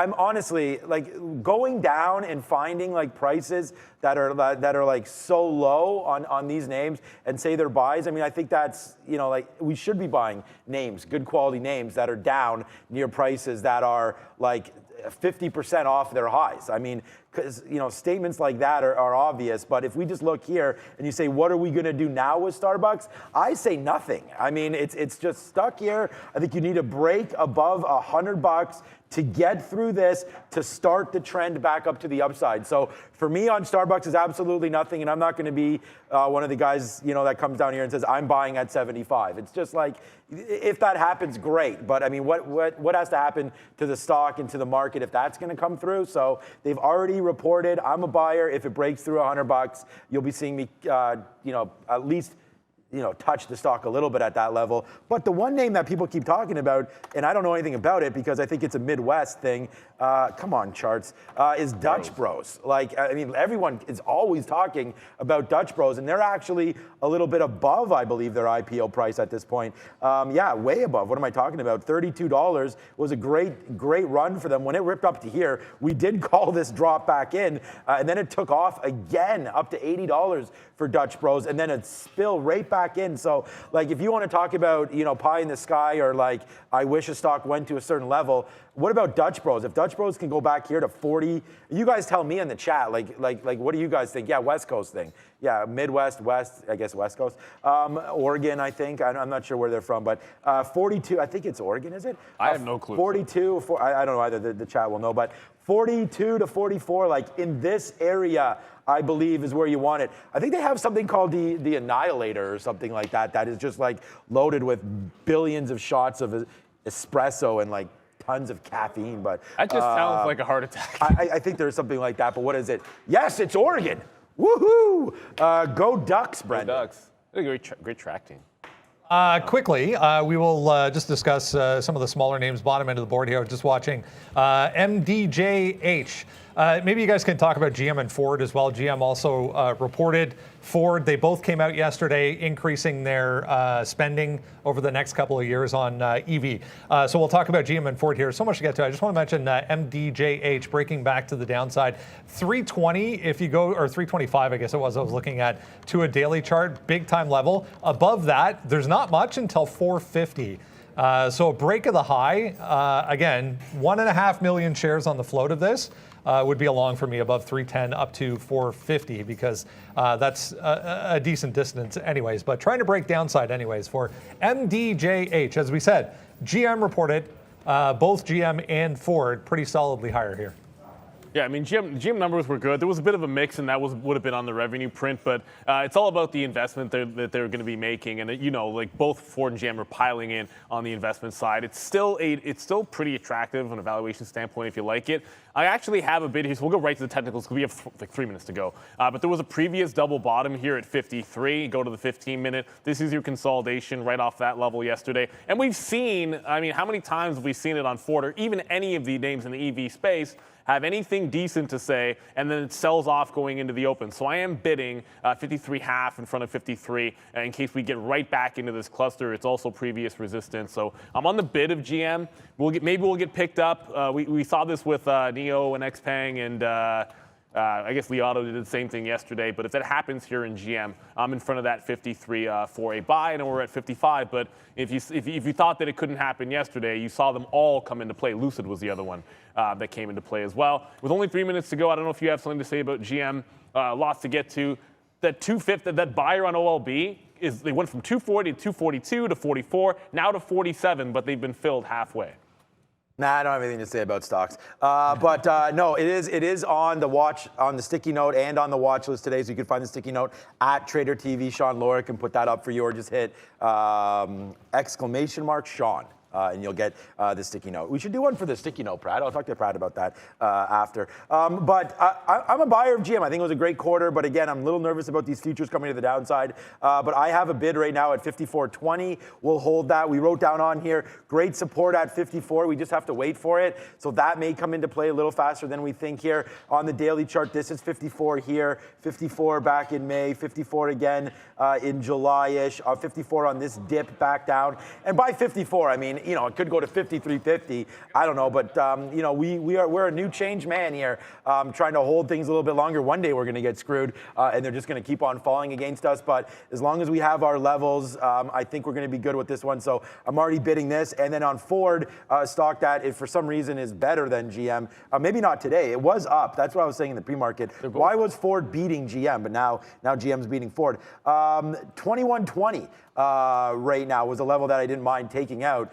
But again, the futures have gone the other way. So right now, Ford, we have written on here 2050 as support. So my bid for Ford right now is getting ready to get hit actually on the downside. I'm going to cancel this. We were bidding 2075. That's going to come into play a lot faster than we think. I'm going to put a bid down here near 2060. Quickly, the imbalances, we haven't even shown those yet. The imbalances here today, AT&T with the sell. There's Ford with a buy. So, okay. NEO with a buy, PayPal with a sell. But Neil, only a minute left. I got to get some orders out. Yeah, absolutely. And one thing just happened, two things that just happened. One, 250 broke on OLB, so I'm out of that one. And PayPal broke that 140 level, so this is gonna looks like we're gonna get a trade right at that 140. It broke 140, went to 139.65, and then got back upside. So I could already be in it testing the long, but 30 seconds to the open. I'm gonna wait for the open here. I think we've got I think Rob is going to be on the bell, one of our IT team, working so hard to do our new stage and the new desk over there. It's been working the entire time here in the morning, but 20 seconds to the open. We're back below that 140. So back and forth at 140 on PayPal. There's probably, maybe it's the most volatile name today. That's not really a stretch, the big caps. But here we go. It is hump day, which I haven't said once. 4, 3 on alphabet day, 2 and 1. Ring it, Rob. Do this. One solitary ring. That's... All right. Okay, so 14 right now. So we do get another bid here on Palantir, down low 14s. We'll watch out for 1380 or so to come on Palantir. That's going to be the out on this one. 1380 if we get it to the bottom. Here goes Palantir. We're long at 1413. Did you see that big order? Big monster order sitting there on ARC at 1420, guys. Oh, and look, PayPal just goes right through 140. There is no curl. There is no bounce. So remember we said, like, hey, if it gets into the 120s, well, we're on our way there. 137 now. Yeah, and the market's getting killed. Speaking of coming back down, I mean, give me a break. We caught NEO yesterday, but AMD on the reversal, it's already down at 127.50. That's $2 from where I was just trying to get the short. So I am going to try to get back into that OLB, which just reversed back below 250 there. So that is a re-entry play for me. But that curl that we're expecting on AMD, definitely happy. And tricky one to get into. You had to be so fast. Okay, so we actually were able to get something out there at 16 on Palantir, but there was a monster seller. I don't know if you guys saw that. Maybe I can still not, because there it is. It's right there. Arca book. It's gone now. 200,000. It's still there, but it's just the stock's pulled back. 200,000 shares on the offer at 1420 sent this thing turning around. It was starting to go back up to the upside, so we have to watch out for that name. Another name right now that we have to sort of watch out for our cash here as it's leaving our account right now. Facebook just continues to make a move down. We said this is why AMD was not on the list. We talked about a sell the moment type of deal here off the open. So let's wait to see on this Facebook. We just took a reload there at 324, first plus spot into this 326. I said I like this name, so I'm going to sit here and trade it. 320 is an area of concern for me where we'll have to lighten up. But let's see what Facebook does. I don't want it to take down this 322 though. The NASDAQ has to bounce if any of these are going to work. Yeah, absolutely. And like I said on that OLB, fail break at that 250 off the open is always going to be, this is what happened, like it reversed actually into a long very quickly, but you then make a fail break right back below with pre-market highs, and then I'm going to get back in the first available opportunity. We caught it at 247. It's trying to come back into that 230 range, but crazy, crazy movement here. AMD, by the way, continuing that plunge. I have a 126 print down here, and the first consolidation is, I don't know, that's just the wick on the chart. And then first consolidation back at 128. It's 29s that I was trying to get, 29 and 29.5. So that one could have come and gone. Clover was the other one that got the upgrade. Tried to break out at 310, now back through $3. I want to short in front of $3 if I can. Again, just going to try and find that setup that I like, that curl trade, and anything that's within the range of a reasonable entry point, I'm going to jump into. I mentioned I will be watching Zila today. Forget about that. You need to break up to 93 if you get pretty interesting. That doesn't look like it's happening. And then DWAC was the other one that we didn't quite get to. 85 would have been the short for me. You can see DWAC down $4 immediately at the open. Yeah. There was no pop to be faded on any of these names. It was just like smack to the downside. Yeah, we're still waiting for 321s now for Facebook. And again, I think it's holding up okay. We're still up 1% here. Facebook has earnings, obviously. We're going to cancel that PayPal. You know, we were thinking that PayPal had a chance to get back to the upside. This is why we don't sit there and bid 140 or anything like that. I don't even have stink bids down here on PayPal. I have no idea what people think about this, but you know, the proof is in the pudding right now as PayPal just continues to get cranked lower and lower and lower. I got to cancel some of these bids on here because you don't really need to be buying stocks on the way down here, especially as we start to go all the way down, because I just noticed another trade here coming in. So we just took GM down here up here at 54.20. That's where we wanted. But like I said, there's been bottoms in GM before around this 53.50 area. So we did not have a bid there, which it looks like we should have. But right now, GM 20 cents out and a new position alert. Just noticing that we did bounce a little bit there. But like I said, I got to cancel some of these because there is a day that we can see the NASDAQ turn red, right? I mean, it's only up 0.8 right now. It can easily go red. So do you really want to be sitting in a lot of these longs? My answer to that is an obvious no. So let's just hold on to our GM. If it comes back into 53, I mean, a very low price, like 53.60 or something, maybe we'll take a piece out or we'll get more back in there. But here we go, back up to the upside now for GM. Yeah, and I'm gonna go. We'll ring the Reggie for the first leg again on OLB, and then just jump right back in on the top of this consolidation. So I'm back to the mid 240s for the short trade here. Take some out 35s, 30s, 25s. You know how that works all the way down to about $2. And then the other position I got, because we didn't get just about anything else, Clover on its first consolidation here. So I got a 94 short. Now, I like this to about $3. Of course, we'd love to have in front of that 310, but beggars can't be choosers. You get the price you can get. This is first consolidation on Clover, and then coming right back over to one, which is, there's a lot we didn't cover today because there were so many things happening and so many big earnings to get to. Oh, give me a break, Lucid. There we go, NQ. Oh, give me a break. There we go. Lucid flushed all the way down to $29 and is coming right back to its opening price, right at about 30. So I wanted to try to get to this as fast as possible. It gives a shot at this curl at the high of the day. I can kind of pull back here. I like it. But look how far it is from the pre-market highs. If it breaks 30, I think you could be headed back towards the top. OLB I need to get back over to because that's starting to put a bit of a move onto the downside again. So another test upside. We got back in and now starting to flush. Got to get some bids out here. OLB working nicely. Man, I feel like this is a carnival here. GM working real nice as well. That's why we hit that little carnival guy there. Wow, for GM, man. It just tanked and then ripped right back up, and we just took an out there at 4. So we got some out for flat there, and then we just took a 40. This is what I'm talking about, and now it's right back down. So let's try to reload some of that, like I said, down here on the downside there. Wow, Facebook battling back, man. We should have had some more bids down there, but we were very, very nervous about that. We talked about why. So let's take a piece out here if we can. There it is. So nice out there so far for Facebook as we battle all the way back, man. Someone said, what is this? This is the People's Trader down there. So thank you for supporting the show. And someone made this nice picture here. It's Goldberg, I believe. So not me, but Goldberg. The Rock. No. This one's Goldberg. Oh, you switched it. There's another one. It used to be The Rock. Yeah, I never had the Rock one down here, but there is a Rock one. It's pretty awesome. I do like that. Let's go Facebook, man. We're back upside. We just should have loaded up a lot more down here. But like I said, we are nervous. 321.25 we were waiting at. What a good day this has been. What's up, Brendan? Cancel Brendan. You know why it should be The Rock, though, right? Like, as long as we're agreed on that. Yeah. Someone just made this. So I'm just saying because The Rock is the people's champ. Yeah. He's the people's champ. Yeah, I'm the people's trader. I'm a bit of a stickler. The Rock is the people's champ. I'm a bit of a stickler. Let's get ready to rock and roll, guys. I talked about Lucid. I just got it here at 88. I wanted to make sure it was actually testing that high because it's a tight stop at 30.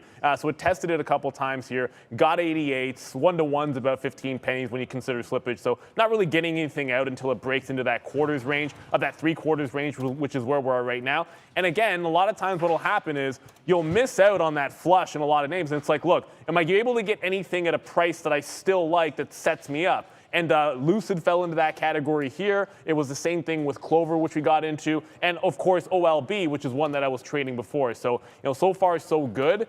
I didn't get my longs in GM, so I imagine it didn't really fall nearly as much as I was expecting that it might. Oh, there you go. Oh, wait a minute. No, never mind. It's at 53.50 right now. Yep, exactly. We just loaded back into GM as well. What am I talking about? Back down there. So we loaded up some GM down there. We withstood Palantir's dip down, and unfortunately we didn't have bids down here. We had them a little bit lower. Like I said, we're trying to be like a sniper in the night right now. But now it's time for Brendan. What up, bud? Another move here for Cedar Fair. Low volume, worth noting, but back to that high from yesterday. Testing it right now, in fact, for fun, guys. What's having fun right now? Let's go, Facebook. Come on, Facebook. We talked about this. Let's go up to the upside. Bang goes Facebook, man. Yes, sir. We are here. We are back, baby.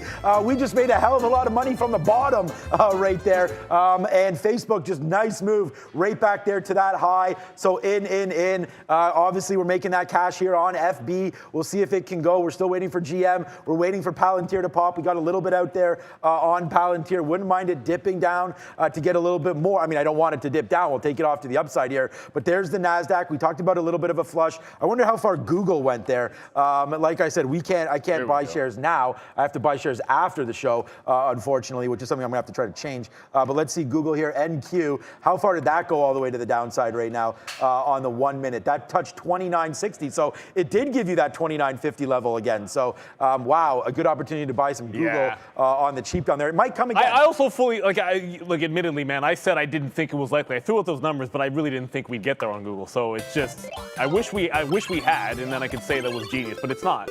I did like GM to the downside in front of that 53.5 it got to. So I was like, oh, we're not there yet. And then I was filled like a second later. I just took some out in front of 54, and then I would do the same thing at 54.5. So we ring the Reggie there, and then Lucid as well. Lucid just got next, so it broke VWAP, got the next fill down at 29.6, so we shorted the pop on Lucid. We just got fortunate, like that flush came all the way back to the open prices to be able to get me out of Lucid. I don't know why my stop is at that price. I can adjust it here. It was way too aggressive of a limit order, didn't need that.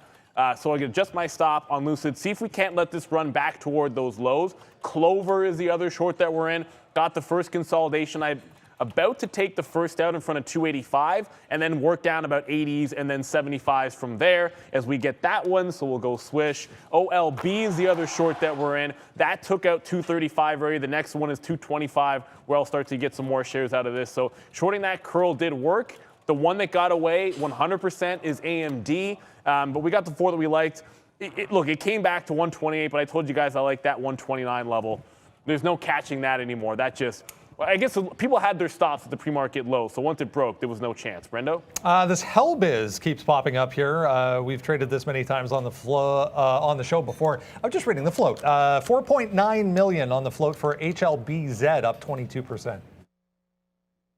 That rings a bell, and I'm trying to place that stock for some reason. Yeah, we definitely good call. We've had that stock on here before on the show, so I don't know. Yeah. We'll talk about that in a minute.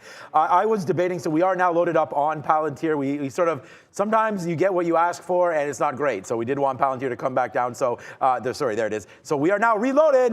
So we'll have to wait to see what happens now with Palantir as it comes down on that NASDAQ bump to the downside. So we are well aware of the risk involved here with this Palantir trade, which is why my out is not far from here. 1380 break, and we're going to be gone on Palantir. If you could see, we've already taken this level out. If you go to the 20-minute, and it just, maybe 1380 is a little bit too conservative, but it's right here, 1380, 1382. So again, we're doing well, man. We got Facebook, we've got excuse me, we've got GM off the bottom here, and we don't need much to worry about. So let's not worry, okay? So on that note, GM still making some moves. We got that, and we're going to wait for Palantir. But yeah, it's not at a great spot. Yeah, and I got another leg out here on Lucid at 29.50. So it goes to 30. We take some out in front of 3/4, the 50 level. I'll take one more out in front of the low of the day. And then if it takes out the low, I want to be holding through that low on Lucid. Now that we got one heading swiftly to the downside, I also took some more shares on OLB, which just bounced back up. If it gets in front of 50, I'd reload. Brendo. Match Group, another earnings name. MTCH having a pretty good day here. It looks like the call might have either just ended or is currently on, so a heads up. Big move here for MTCH. It was actually down after the report, but not today, breaking 120 here.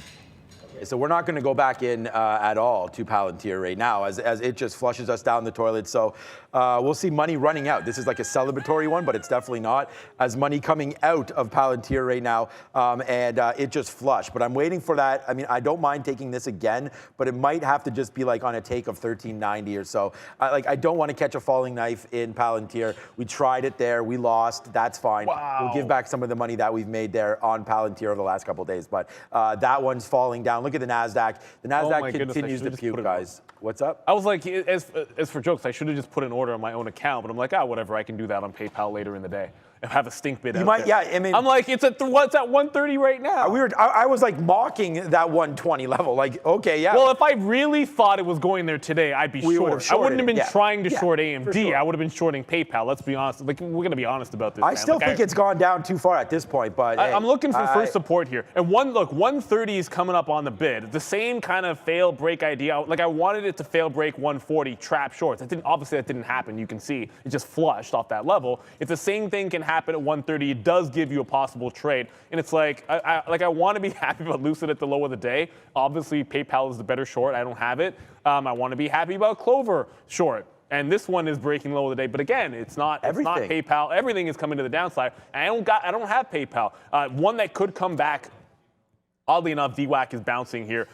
Maybe it comes back to this 83, 84, and you can catch it short in front of 85. But that would be, at this point, a very, very strong bounce. So I don't think I would go back to that well unless it was failing up at 85. I don't want something which is showing a strong bounce while the market is still falling here. GM's the only thing I have to the long side. GM is finally working, right? And look, it's bouncing off of those lows. I'm going to assume Ford is doing something similar. I was going to go over to Ford. We got to always talk about the big boy. Yeah, this didn't happen. That's just an ugly dark pool print on Alphabet at 2,700. It looks like that held up at that 2,960, and it's right back to 3,000. So, the market's falling off, but Alphabet's actually doing relatively well here so far, at least.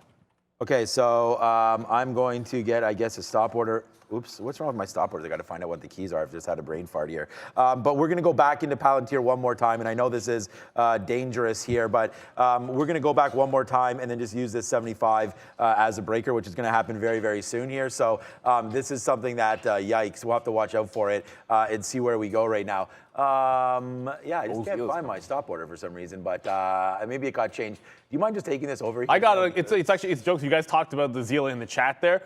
I've been sitting all morning. This was when I put my order in 816. I've basically been sitting in front of 93, but you know what? Now that it's here and it's trying to make a curl, I should be making judgment call. I thought I'd get picked up and then 93 was the level, but now that it's going to slow down, I might as well pick my spot off of this. I'm just going to the higher time frame. You can't really see on the 15-minute. I'll go to the zoom in really, really quickly here. There's your 50 period. There's your last consolidation. It's the last level before $1 on Zila, in my opinion. And unless you look at the higher time frame, you really won't see anything too sexy. There's nothing on the level 2. There was some size there in front of 93. It's gone now.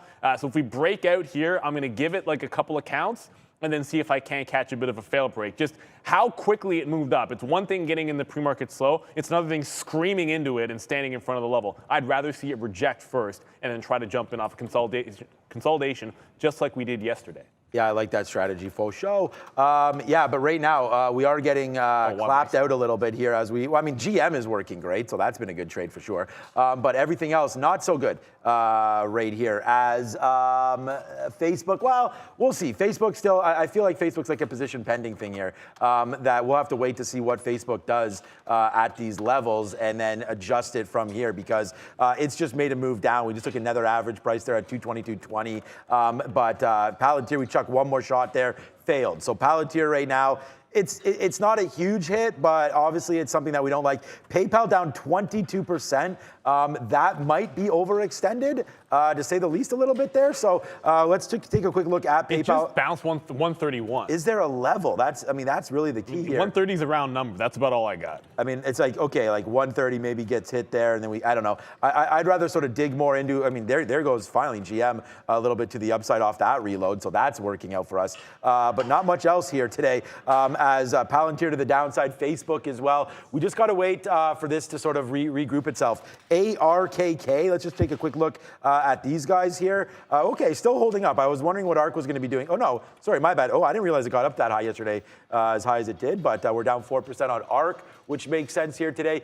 Facebook, AMD. So AMD at 125, I think we have to look at, guys. That's it got to 125. So obviously I got a little distracted by Zila. Again, this was not the stock that I expected to be at this price level this quick. So I figured this would happen a little bit later in the day, but it does make a failed break. I actually left my stop when I didn't go short. I got in and out for a quick little scalp win on a long. I didn't want it. I wanted to see if it would fail at that breakout at 93, which at least for now it looked like it did. It came back down and then retested the high. Failed a penny lower at 94. Well, 94.5 is out of the price, so I added to the position. My price is 93 and change. Obviously, you know, when I trade a penny stock, you got to be getting out 1.5 cents, 2, all the way down to about 5 or 6 down here because my stop is really tight here up to that 95 high. Brendo? Another earnings name coming through. Just working through some of the lists we were talking about end of the day yesterday. EA was on that board, a big, busy board. Back to these highs from yesterday after that report initially went up, then down, then back to the upside. So trying to test the highs for EA.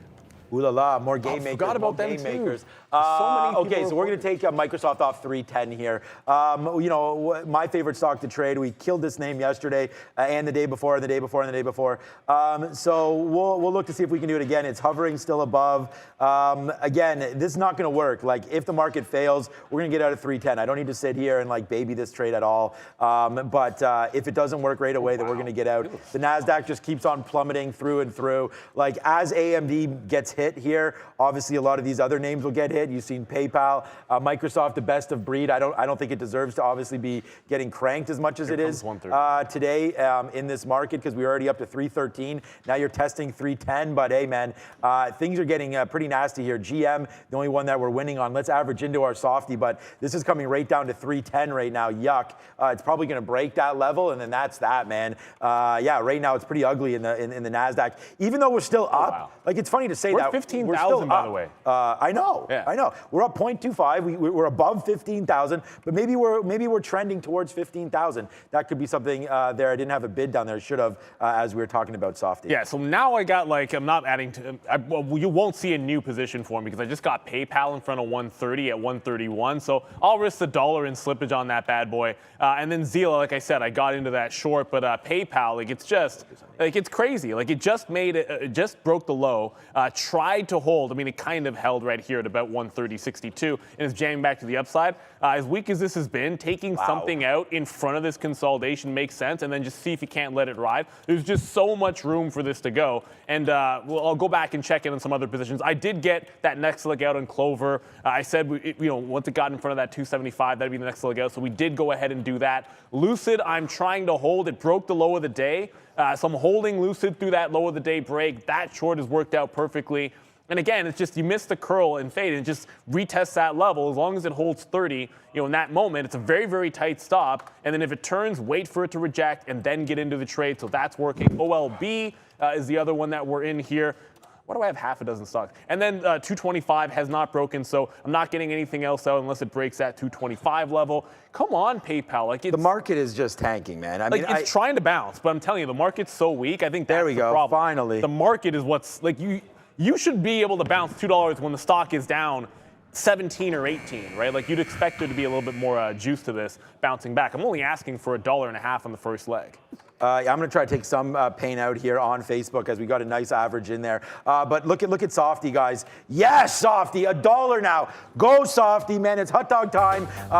Yeah, there it is. $1 in the money now on Microsoft as it still continues to rip up. $1.20 now in the money on Microsoft as this has battled all the way back. So a good trade here. Go FB. We are in the metaverse as we speak. Not really, but there we go up to the upside here. Facebook rallying right now. If this can go, man, this will be a day saver. Look at Microsoft. We should always be trading Microsoft, man. That's the key for us, man. Microsoft is a great stock for me. We keep on trading it. We keep on hitting it. Let's get this out at 312 if we can. We have bigger fish to fry with Facebook. So we'll hit the hot dog cannon. Again, there it is. Thank you, Rob. He brought that thing back. So here we go. $1.20, $1.30 now in the money on Microsoft. Let's take this out if it hits this 312.20, which we're at right now, baby. Come on, let's go. Good. Thank you, Microsoft, for saving your boy's day right here.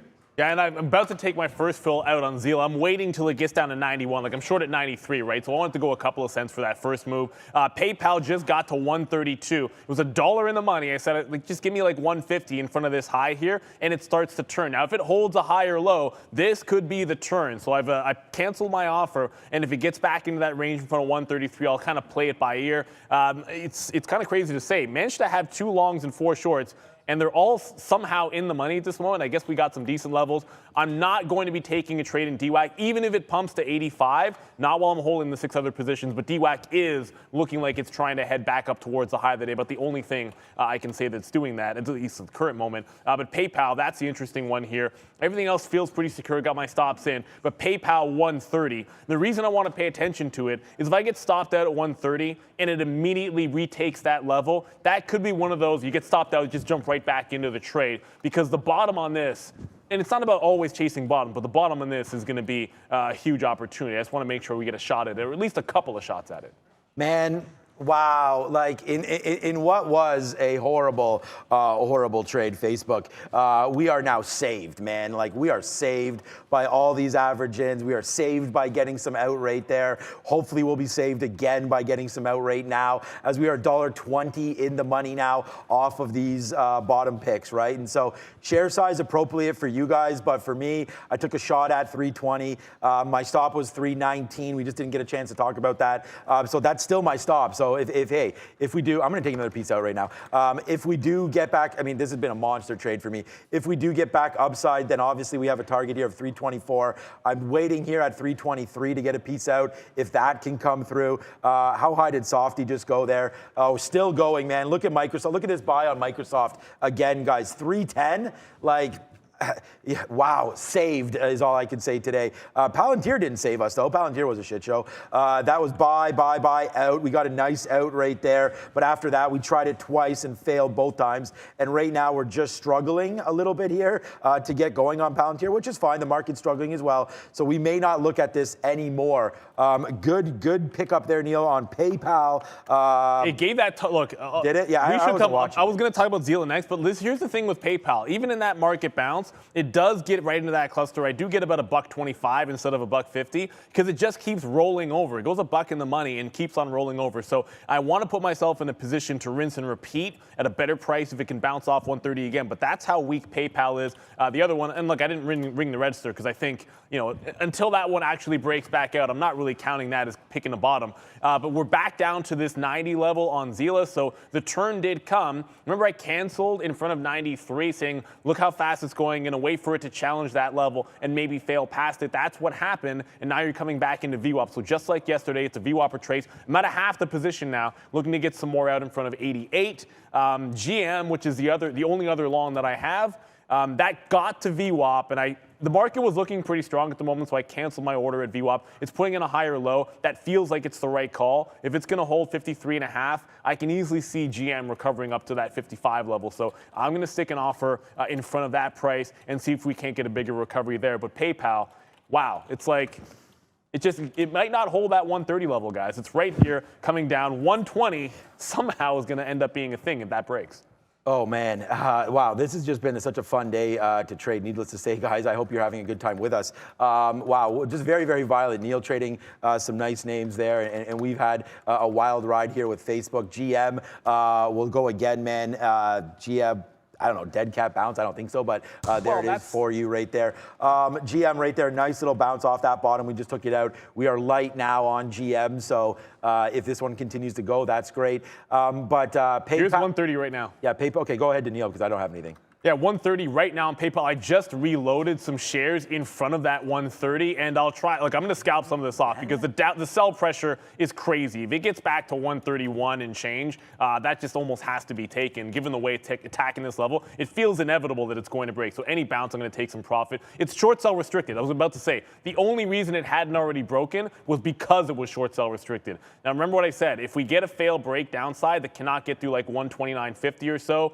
which it looks like it's going to chew through, then I would re-enter the trade in front of 130, thinking you just had a capitulation bottom and everyone just gave up on the stock. So still a decent chance. It just bounced off 129.50, as we say.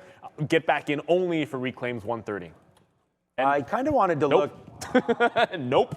Oh, wow. Okay. Yeah, I'm listening to everything you're saying, and then it's just like, wow. I hear Greg in the background, wow, and stuff like that. Like, it's crazy. Yeah, no, it is crazy. That's what I'm saying. Like, again, like, shout out to you, I mean, not to you, but to everybody that it was talking about stink bidding some PayPals down there. Well, I mean, I didn't actually do it yet. Though. It may come, man. Like, let's not get too carried away here. This trade could come fast here for PayPal. So we'll wait to see what happens. I mean, it's really accelerating down. Like those of you that trade and have an account and have been trying to pick up some bottoms know that these stocks sometimes don't even find a bottom. So let's wait to see where we go on PayPal. Down 26%.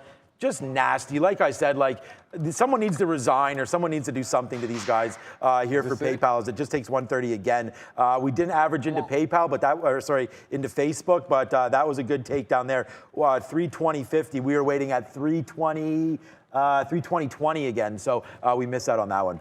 Okay, so this is it. Like, we took the stop out last time. It just reclaimed 130. Forget about that dark pool, like another one of these crazy ones. So it didn't just go up there. It got down to 129.11 and then just zoomed right back up to the 130 level. I let it reclaim 130. I'm long it. Essentially, it's the same price I reloaded before at 130.16. Now, these are going to be relatively tight stops. I know it has so much room that it could run to the upside, but this is counter trend. The stock has been evaporating on the bid side. So like this is not a consolidation long or anything like that. This is just quickly in and out, thinking you can catch a momentum bounce into that upside. Everything else is seeming pretty good, but I have to check back in on GM. My stop is placed on. If we just take out 129, maybe we are going to get 125s today. And I got to go back to GM because that just reversed pretty hard in the market looking like it wants to try to come back in. I have not reloaded GM at any point. And given what's going on in PayPal, I kind of don't want to be reloading in front of 53.5 unless we get a nice solid consolidation off of that bottom. But I'm going to keep the top stops tight because I do not want to give away the money we're making on the shorts on PayPal. But that was one long. I just have to try a second time.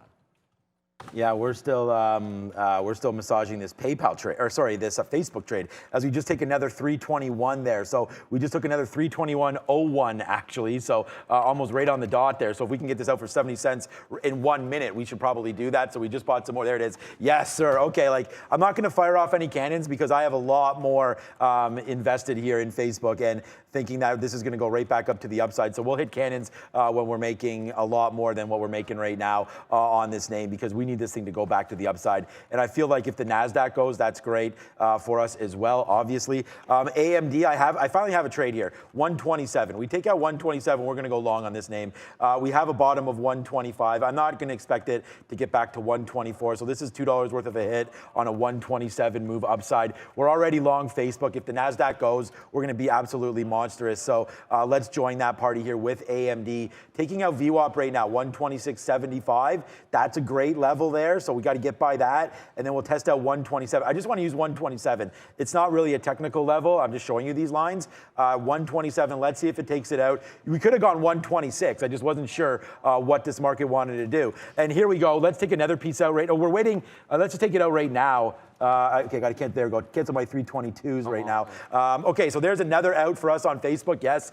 So that goes all the way back up to the upside. And let's go Facebook, man. If we can get a 324 off this, then we're laughing. So far, so good here, guys, with trading Facebook. It's Palantir was really the only problem for me here today. And it looks like they're trying to go back up to the upside as well. So let's let this market run as we now have $2 in the money on Facebook. So all is fine over here. One stock a problem. GM as well, a nice little stock. Microsoft, guys. Fire off the cannon for that one. We were long 310 there. Out 312. That's another, like, forget about PayPal catching $1, $2. Microsoft, honestly, I love PayPal, but Microsoft, as smooth as it can go, man, straight up to the upside with like no overhanging issues behind them, as far as I know, anyways. And besides what I think was not a great deal for ATVI, but the market has spoken, Brendan, and here we go to the upside with Mr. Softy. Hey guys, yeah, nice morning so far. Let's have a look at how North American markets are shaping up here. 0.5% for the S&P, the Dow basically flat. Bit of a choppy start for small caps there. You can see the Russell 1,000, 2,000, 3,000 moving around both directions. It is The NASDAQ, as we were talking about in the pre-market there, leading the way. It was 1.4 when we first came on this morning. We're back to about 1% for the 100. And the composite here in Toronto, about 0.25% in positive territory for the TSX. A few things we were talking about this morning. What a great fade that was. Clover. Wish I saw this. Wish I was looking at it, because that was about as easy as they come back to where we were yesterday at the close there. For Clover, Starbucks trying here to get back to, it is at day highs right now, guys. Trying to get back to where we were yesterday for S-Bucks as well. So I'm going to ring Reggie here and back off that bottom on PayPal. Quickly gives you that same scalp again. So going to take $1.50 like we've been trying to do, and then run the rest up to this other cluster. Forget about VWAP. Not really concerned about that. I want to see where there, if you break out at 133, I want to see where there was previous resistance, and that's between 35 and 37. Actually, almost 38, guys. That's a wide range. But if you got the low here, the stock is down $20. Right, like it's down 25%, sorry, $20 from the pre-market highs, down 25%. There's so much room for this to go. So the bottom coming in there. I talked about Zila. I did go for the reload on Zila in front of that 95 level. It then broke back out at 95. I want to be patient here because the next level is $1. So we did try it when it retested the high, but the next level on Zila, obviously $1 is going to stand out. This is the bottom in PayPal. It can get very, very spicy. And now that things have settled down in the market, like I said, I wanted to wait for GM to make a double bottom consolidation. You're now finally seeing that. So I want to try to get a reload in General Motors. Just want to be a little bit patient with it and confirm that we're holding some of those lows. And the NASDAQ just bounced back up like 100 points. And the ES you're seeing climb back to the upside. So nice little reversal here. Just added to my GM. Now 2 in the money on PayPal. I'm shooting 5 to 7 on the rest of this trade. Guys, Facebook right now, $3 in the money. $3 in the money on Facebook. $5 in the money off that Microsoft bottom. Let's rock and roll. New position alert, Brendo. We've got Mr. Hood on our mind right now as we short Robinhood into yesterday's high. So let's see what Robinhood does off this. Out is going to be $15 on this one, Brendo. Read my mind. Yeah, Hood just popping up on a volume scanner there as well. 1475 broke there on a huge volume spike, guys. But maybe Kathy Wood's buy algo back in effect here on Hood. Yeah. Maybe. I like it. It's an interesting day to do it when the market's doing what it does. Now, obviously, there's a lot of names that we could be talking about. I want to just quickly, because PayPal, you saw what already happened there. Square, it's Block is trying to get off the bottom as well. Double bottom at 115 on Block. So you can actually still get this off the low. If I wasn't in PayPal, let's say I'd missed getting long at 130, something like this off its low, just because it's a sympathy play, can be in there. And I don't want to ignore anything, but ultimately, like we got to be, I've already traded 6 stocks at one point at like 940, was in all of them at the same time. For the second time, Lucid has broken 29. I'm still holding this one through that low of the day as Lucid just once again begins its curl on the 15-minute. Just wanted to quickly show you, if you go to yesterday's low, that's 2860. Do you remember 2850, 2860, that price area? It's been significant for me this entire time. That is my ultimate target, getting out in front of that 2850 level that we've been loving here. So go back to the names that have served you well. Well, yeah, whatever. But that's Lucid, that 2850. I'm out the last of my shares in front of that. Name that served us well. Yeah, look at Softy. Bang, bang, bang, bang, bang. It was straight to the upside. Can't believe we still don't have this, but that's okay. We've made back so much money that it's unbelievable here, because this market definitely rebounded and saved us. And I said that if this market ever doesn't turn around, I'm going to have like an absolutely disastrous day one of these days. But hey, that's trading, right? But we're going to keep on going here. Facebook to the upside. We're just going to let this go now. We have a great price. So we're well in the money now on Facebook. A very, very successful trade for me today. No problems there. We did take out literally 10% of Hood when it came to 74 and 75. That's small. We're expecting Hood to come back here, man. 1450, 1455. But Brennan did scare me there when she mentioned Miss Wood. Hood Wood. Houlda, woulda, shoulda. Right, there we go. See, I need to get some more NFTs. I need to get some more things. Houlda, woulda, shoulda for Kathy Wood. So we'll see what she's going to do with this one. But I do have another bid down here at 70 to get some pieces out. We just took another 72 bid. Still only out right now of 12%. We expect this one to go a lot more than this to the downside. So Bye-bye, El Robin Hoodo. Hopefully to the downside. See you later, alligator, man. We put on some trades there for Robinhood, and that's a big win for us. So, yeah, man, everything is well here. One misstep today, that's it. Palantir, and we will look at that one more time. I just did cancel my AMD buy at 127, so we didn't get that. We did not get that fill. I was watching Facebook and was just like, I'm already so long here that if this fails, this is going to be a problem for me, but it is taking it out now. I don't mind this. We should have maybe gone long. Let's do a baby tester long here for AMD. Yeah, I'm going to go with, we have to do once a day. I'm going to at least try to use that one. Miss V, I hope you're having fun on your vacation. We'll go Superman action on Clover here. And again, this was on the watch list because of an upgrade, oddly enough. But you go over to the 15, or we'll go to the daily chart first. So you can see there was consolidation off 3 previously. And then once you had that same notion, look at the last time we tried to bounce off 275, right up to 305, and then absolute failure. So double top failure. And then where are we getting out the bulk of our shares so far? Right in front of that 75. Now, if 75 breaks, certainly there's another leg to be had down here, but I'm only going to hold on, just like Lucid, I'm only holding on to the last like 10%, that last part of the position for their home run style. The rest of it's going to be in the pocket. So that's working Lucid, of course. And then PayPal.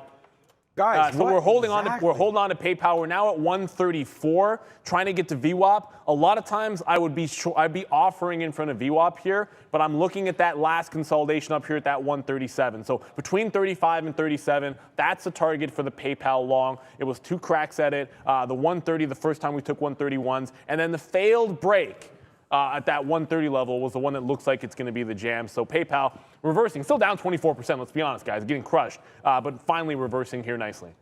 Okay, so, I mean, how about AMD again, guys? It's Hot Dog Nation time one more time here. Like, AMD, we just said, oh, ho-hum, let's just take a 127. So we do that and then get it out at 127.70. Like, I feel like we're just like, you know, like I said, at a carnival here today with just taking out some cash, going fishing for some nice little bottoms here, and definitely picking some up. 40 cents in the money on AMD. Look at this trade. 324 right now, $3.50 in the money on Facebook, and still going up higher. 350 on Facebook, guys. Robinhood, wow, ho-hum. We just took a 66 bid there, or 67 bid off of our 80 short. So far 79 short. So far so good on Mr. Hood. But it is bouncing around a little bit here. I'll put another bid at 68. See if we get to the downside. Ooh, it goes to 62 there, huh? Okay. And then here's a new position alert. Let's see if we can get this to go. Square right now, taking out the 50 period. Again, another name that's down that 8%. We'll see if it's obviously catching some PayPal tail headwinds, I guess, today, I should say. But we'll see here to the downside. It makes that bottom at 115. Not too worried about this trade here. We take out the 50 period. However, the 50 period's under VWAP. I should have maybe analyzed that a little bit more and stayed away. But I'm just going to give this back to like right here. I just don't want to lose everything on this again. So 116 or so as a break. I know the bottom's down here. Let's just leave it to the bottom, actually. 115.60. Let's leave it to the bottom here on Square. 115.60 with an average in somewhere around here. We could definitely hold this. I mean, if I didn't hold my trades, we wouldn't be in these monster winners, right? So we got to watch out for some Square. Can go against you, but I'm going to average in on this one back down to 116.50 or so in here, and then just give it to the bottom. Takes out the bottom, it takes out the bottom, man. Nothing we can do except for lose if that happens. So Square right now, we have a good trade on, I think. Let's see if it can battle back today. Yeah, and just going to get some more bids on that LLB. You're seeing it bounce off 225. We got the short in front at 250. I'm not reloading this a third time. If it tries to take out the top, I think it will just run away from it. The other names are working a heck of a lot better. But I do want to get to this name, which is trying to make a bit of a move here. And again, like this has been a good trade a couple of times, is Dave. I saw someone talk about this. If it makes a run to that high, which it's been doing, like every single day the stock has been going up. You've seen it twice now get to this $15 level and turn around. It's low volume for now. It makes a run at 15 without good volume. I think that can be faded, but just be careful. It's a bit of a thinly traded name here. PayPal, like I said, I didn't want out in front of VWAP. I'm giving this one room because I think there's so much opportunity for it to continue to go. It gets to VWAP at 134 and is immediately attempting to consolidate. These are dark pool wicks. It never went to 132 here, still holding 133. If it holds this consolidation above the bottom end of the range when it bounced off 130 the first time, that's what we're looking for to get up to that 137. So it manages to hold 133. It should be able to go all the way into this cluster up here. That's the battle being waged right now on PayPal. I don't know why I still have DWAC up. It looks like that's running out of steam. Not going to get a chance at that 85 level. Might replace that with a more interesting name that I haven't looked at on my chart. I'm just debating here in case the NASDAQ doesn't want to continue to go to the upside. I mean, we can have this monster winner on Facebook.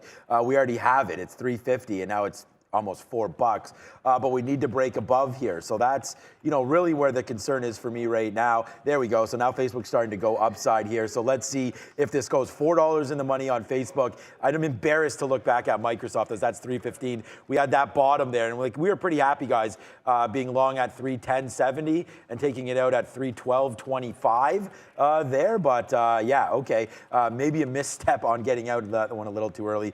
If we can, though, maybe we should take a piece out right now on Facebook, because to be honest with you, this is just work. There we go. So we'll take another piece out right there. That is $3.30 now in the money that we just took there. And now we're almost out. So now we have about 20% of what we had at our most highest spot. So, or no, less than that, about 15% left on what we had in total. So a nice move upside there. Facebook, definitely my number one stock today, needless to say. Square not really working out. We're out of that one, 80 cents. But again, we do have some lower bids down there. What did that just hit? 116.40? What am I at? I'm at 116.20, so we're bidding 116.20. Robinhood, I mean, another name that we've just been beating up a little bit here on the short side.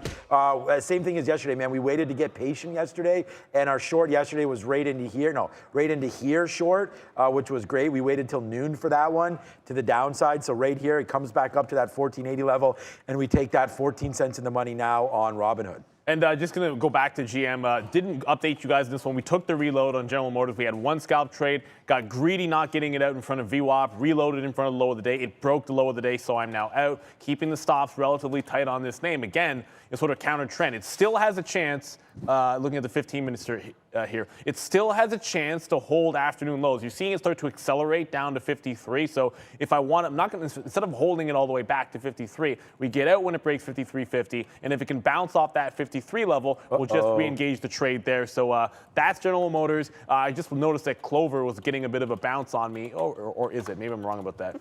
Clover, oh, no, sorry, never mind. That was Clover breaking the low of the day. That was the Clover actually breaking the low of the day. It's the other direction. My last out on Clover is going to be in front of 250. If it goes, look, it's actually already down on the session because it closed at 79. So there's really no obvious level, but 250, that is going to stand out. Okay, so wasn't even paying attention to AMD. We got it at 2/3 up here, so we still have a third, so it's not good. And that bottom was 123, 124. The problem is here, as you can see, the NASDAQ, and a good thing we got out of our Facebook there at the top. But you could see the NASDAQ now just took that down and looks like it wants to go lower here. So we're going to watch out and try to hold some of these longs a little bit, but not much longer, man. It did fail there at a top. It tried to get going one more time, hang above this, and it didn't. So right now there's Square. This is now my biggest problem because we just took that average price, 117.30. So I do have an offer upside now to get out around this 116.90 that we bounced off of. It's actually, I need to get a little more aggressive on that because I do have a 90. I need to get in the 70s there in case there is something up at 117. So let's see if we can take, I just need to take a little piece off now. It's too much exposure. Robinhood right now is a good one. I mean, like, Neil, look at GM just accelerate. Like, let me check back with you. What's PayPal doing? PayPal's up $3 in the money. Okay, like, but no. But that's pulled back $1.50 off of that VWAP level. So if I'd taken it out for VWAP, I could have had $4.50, almost $5, and I got greedy. Okay, yeah, I was just wondering about Square. It hasn't broken 130, and look, if it's above that, even the higher low, that 131, I think it still has a chance. But I'm like GM. I stopped out 53 and a half, saying, okay, well, now I'll just, instead of holding it to this level, get back in front of 53. I just said that to you guys, and I was in the trade for like 2 seconds. I was long at 11s and then out breaking 53, not 2 seconds, but it felt like 2 seconds. Almost instantly out, so you're seeing a heavy sell-off go over there in GM relative to the market, which it's not that bad. So they're definitely selling GM. I know they're going to be spending a lot of money, but hey, you got to invest to get to that next level. And as you were just talking about there in PayPal, as we just turned back in the markets, PayPal's still holding that, like, the previous consolidation was up to about a 133. It's attempting to hold that to VWAP. So a bounce here, I still am looking for it to take out VWAP in that consolidation. Were it to fail at 134 again, yes, I should be taking $3.5, $4 if I get that shot. So I am going to have to watch it pretty closely at that 134 level. Signs of weakness is probably going to jiggle me out there. And I think that's when you're going counter trend, you have to be willing to do that. It's just been relatively weak. I did want to check one name. I was wasting my time by looking at DWAC. I think that missed that trade earlier. Just wanted to watch Tesla here, which has been going back and forth, positive to negative the last couple of minutes. Negative to positive, I should say, in the last couple of minutes. There's no obvious level that I can see here. I know we like that 950, but that's way up at the top, and it never got to $900 either. Another leg down in the futures, and 900 could get tested in Tesla, so that does bear watching. Oh, yeah, good name. We forgot about Tesla there. As I just look forward or look back at some of my stop orders right now. Let's just address this AMD. We did average into it right now, and we're gonna get out right now. So we're gonna use this as the bottom, 125.50. If it takes that out, then we're gone. There it is. So we'll put down AMD, and it barbecued us up. How about that? It's the only thing I can find on the screen right now there for AMD. And again, it's a very, very small hit. It's 10% of the hit that I took on Palantir. So it's not a big hit, but it is fading back down here. So that's obviously cause for a little bit of concern. We did get an out there on Square. That was a flat out. So we did have the opportunity to get out for flat on Square, but we didn't. Still holding out for more on that one, hopefully. And then look at our last Facebook out, man. Like, did we ever take advantage of that or what?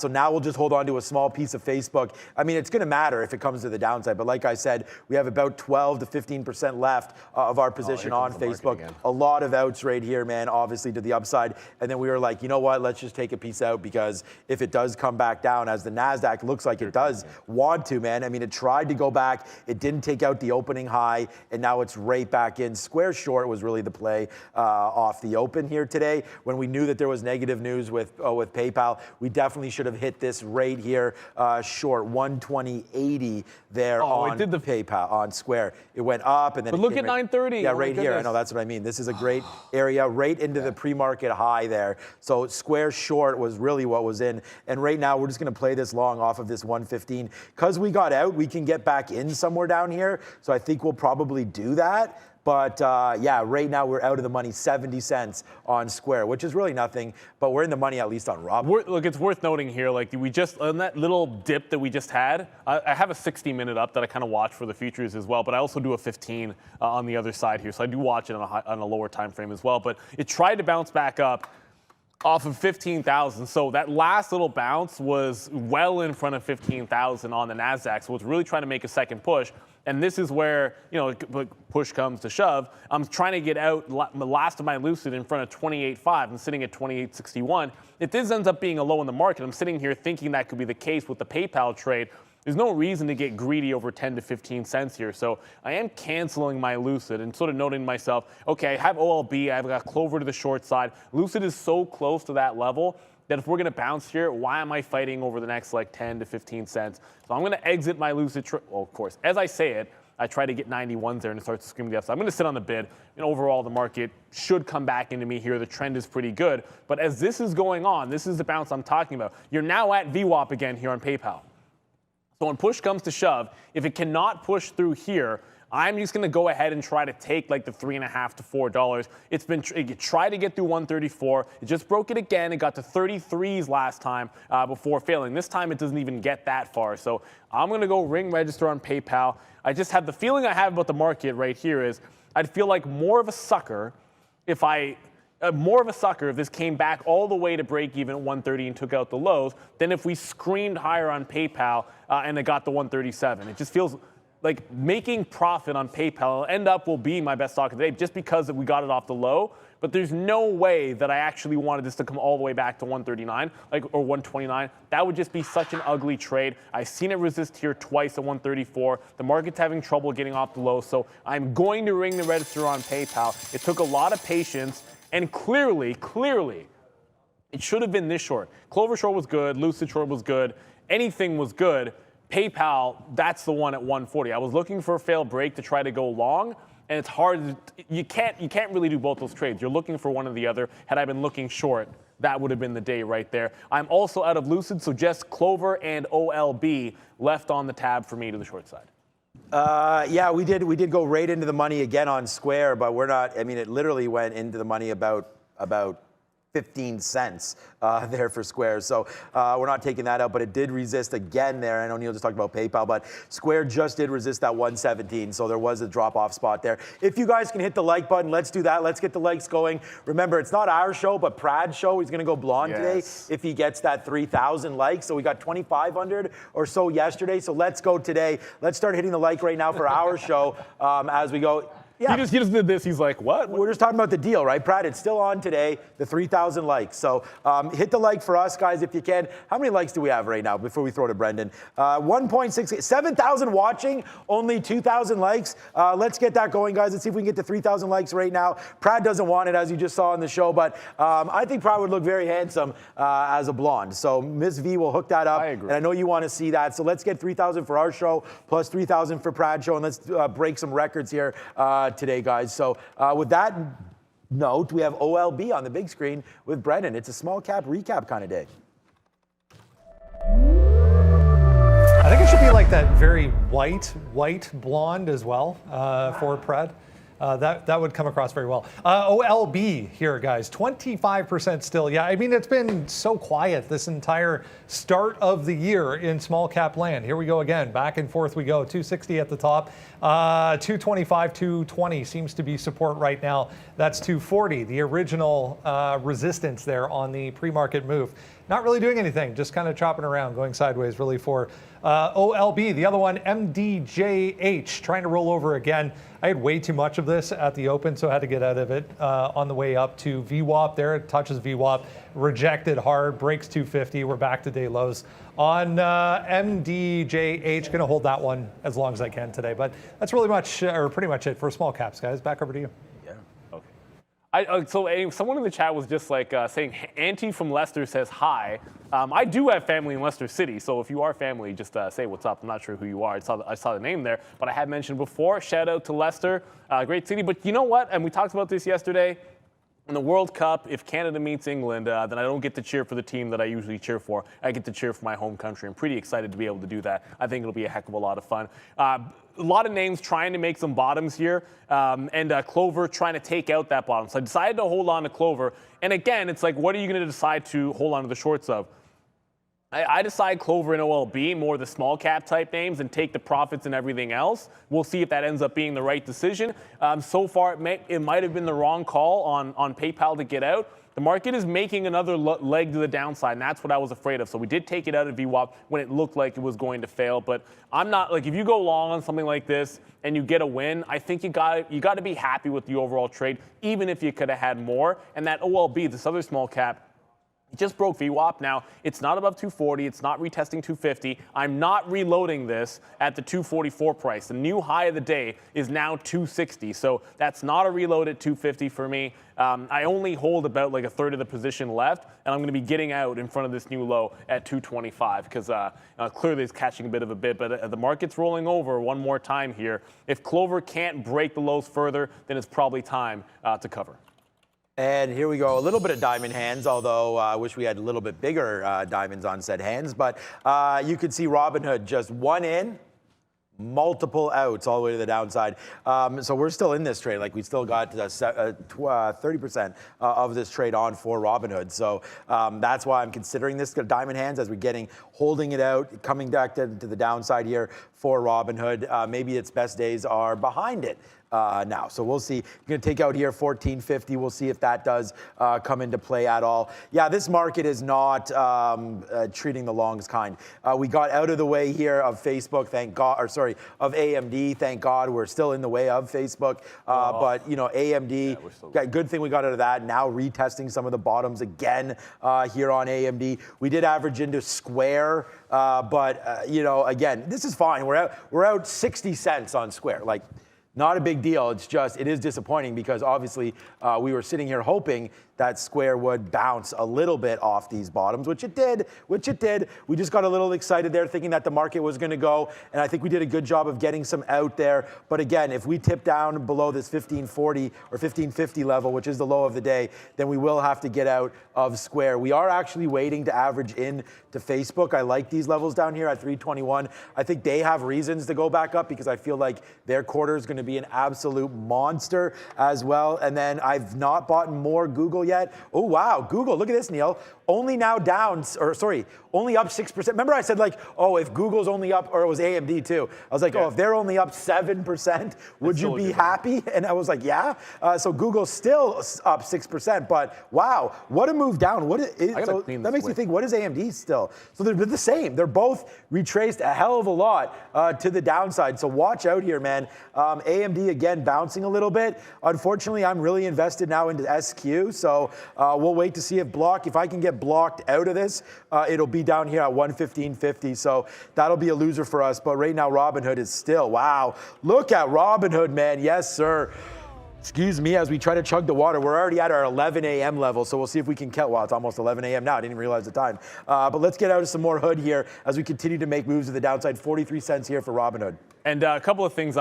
We mentioned fun yesterday, and I'm going to go back to the same well, saying, look, it's not a sexy trade. If it gets close to $60, it's a fade. It's at 58. That's the only reason I'm mentioning it. And I trade Ames telling me that Michael Owen was faster than Carl Lewis.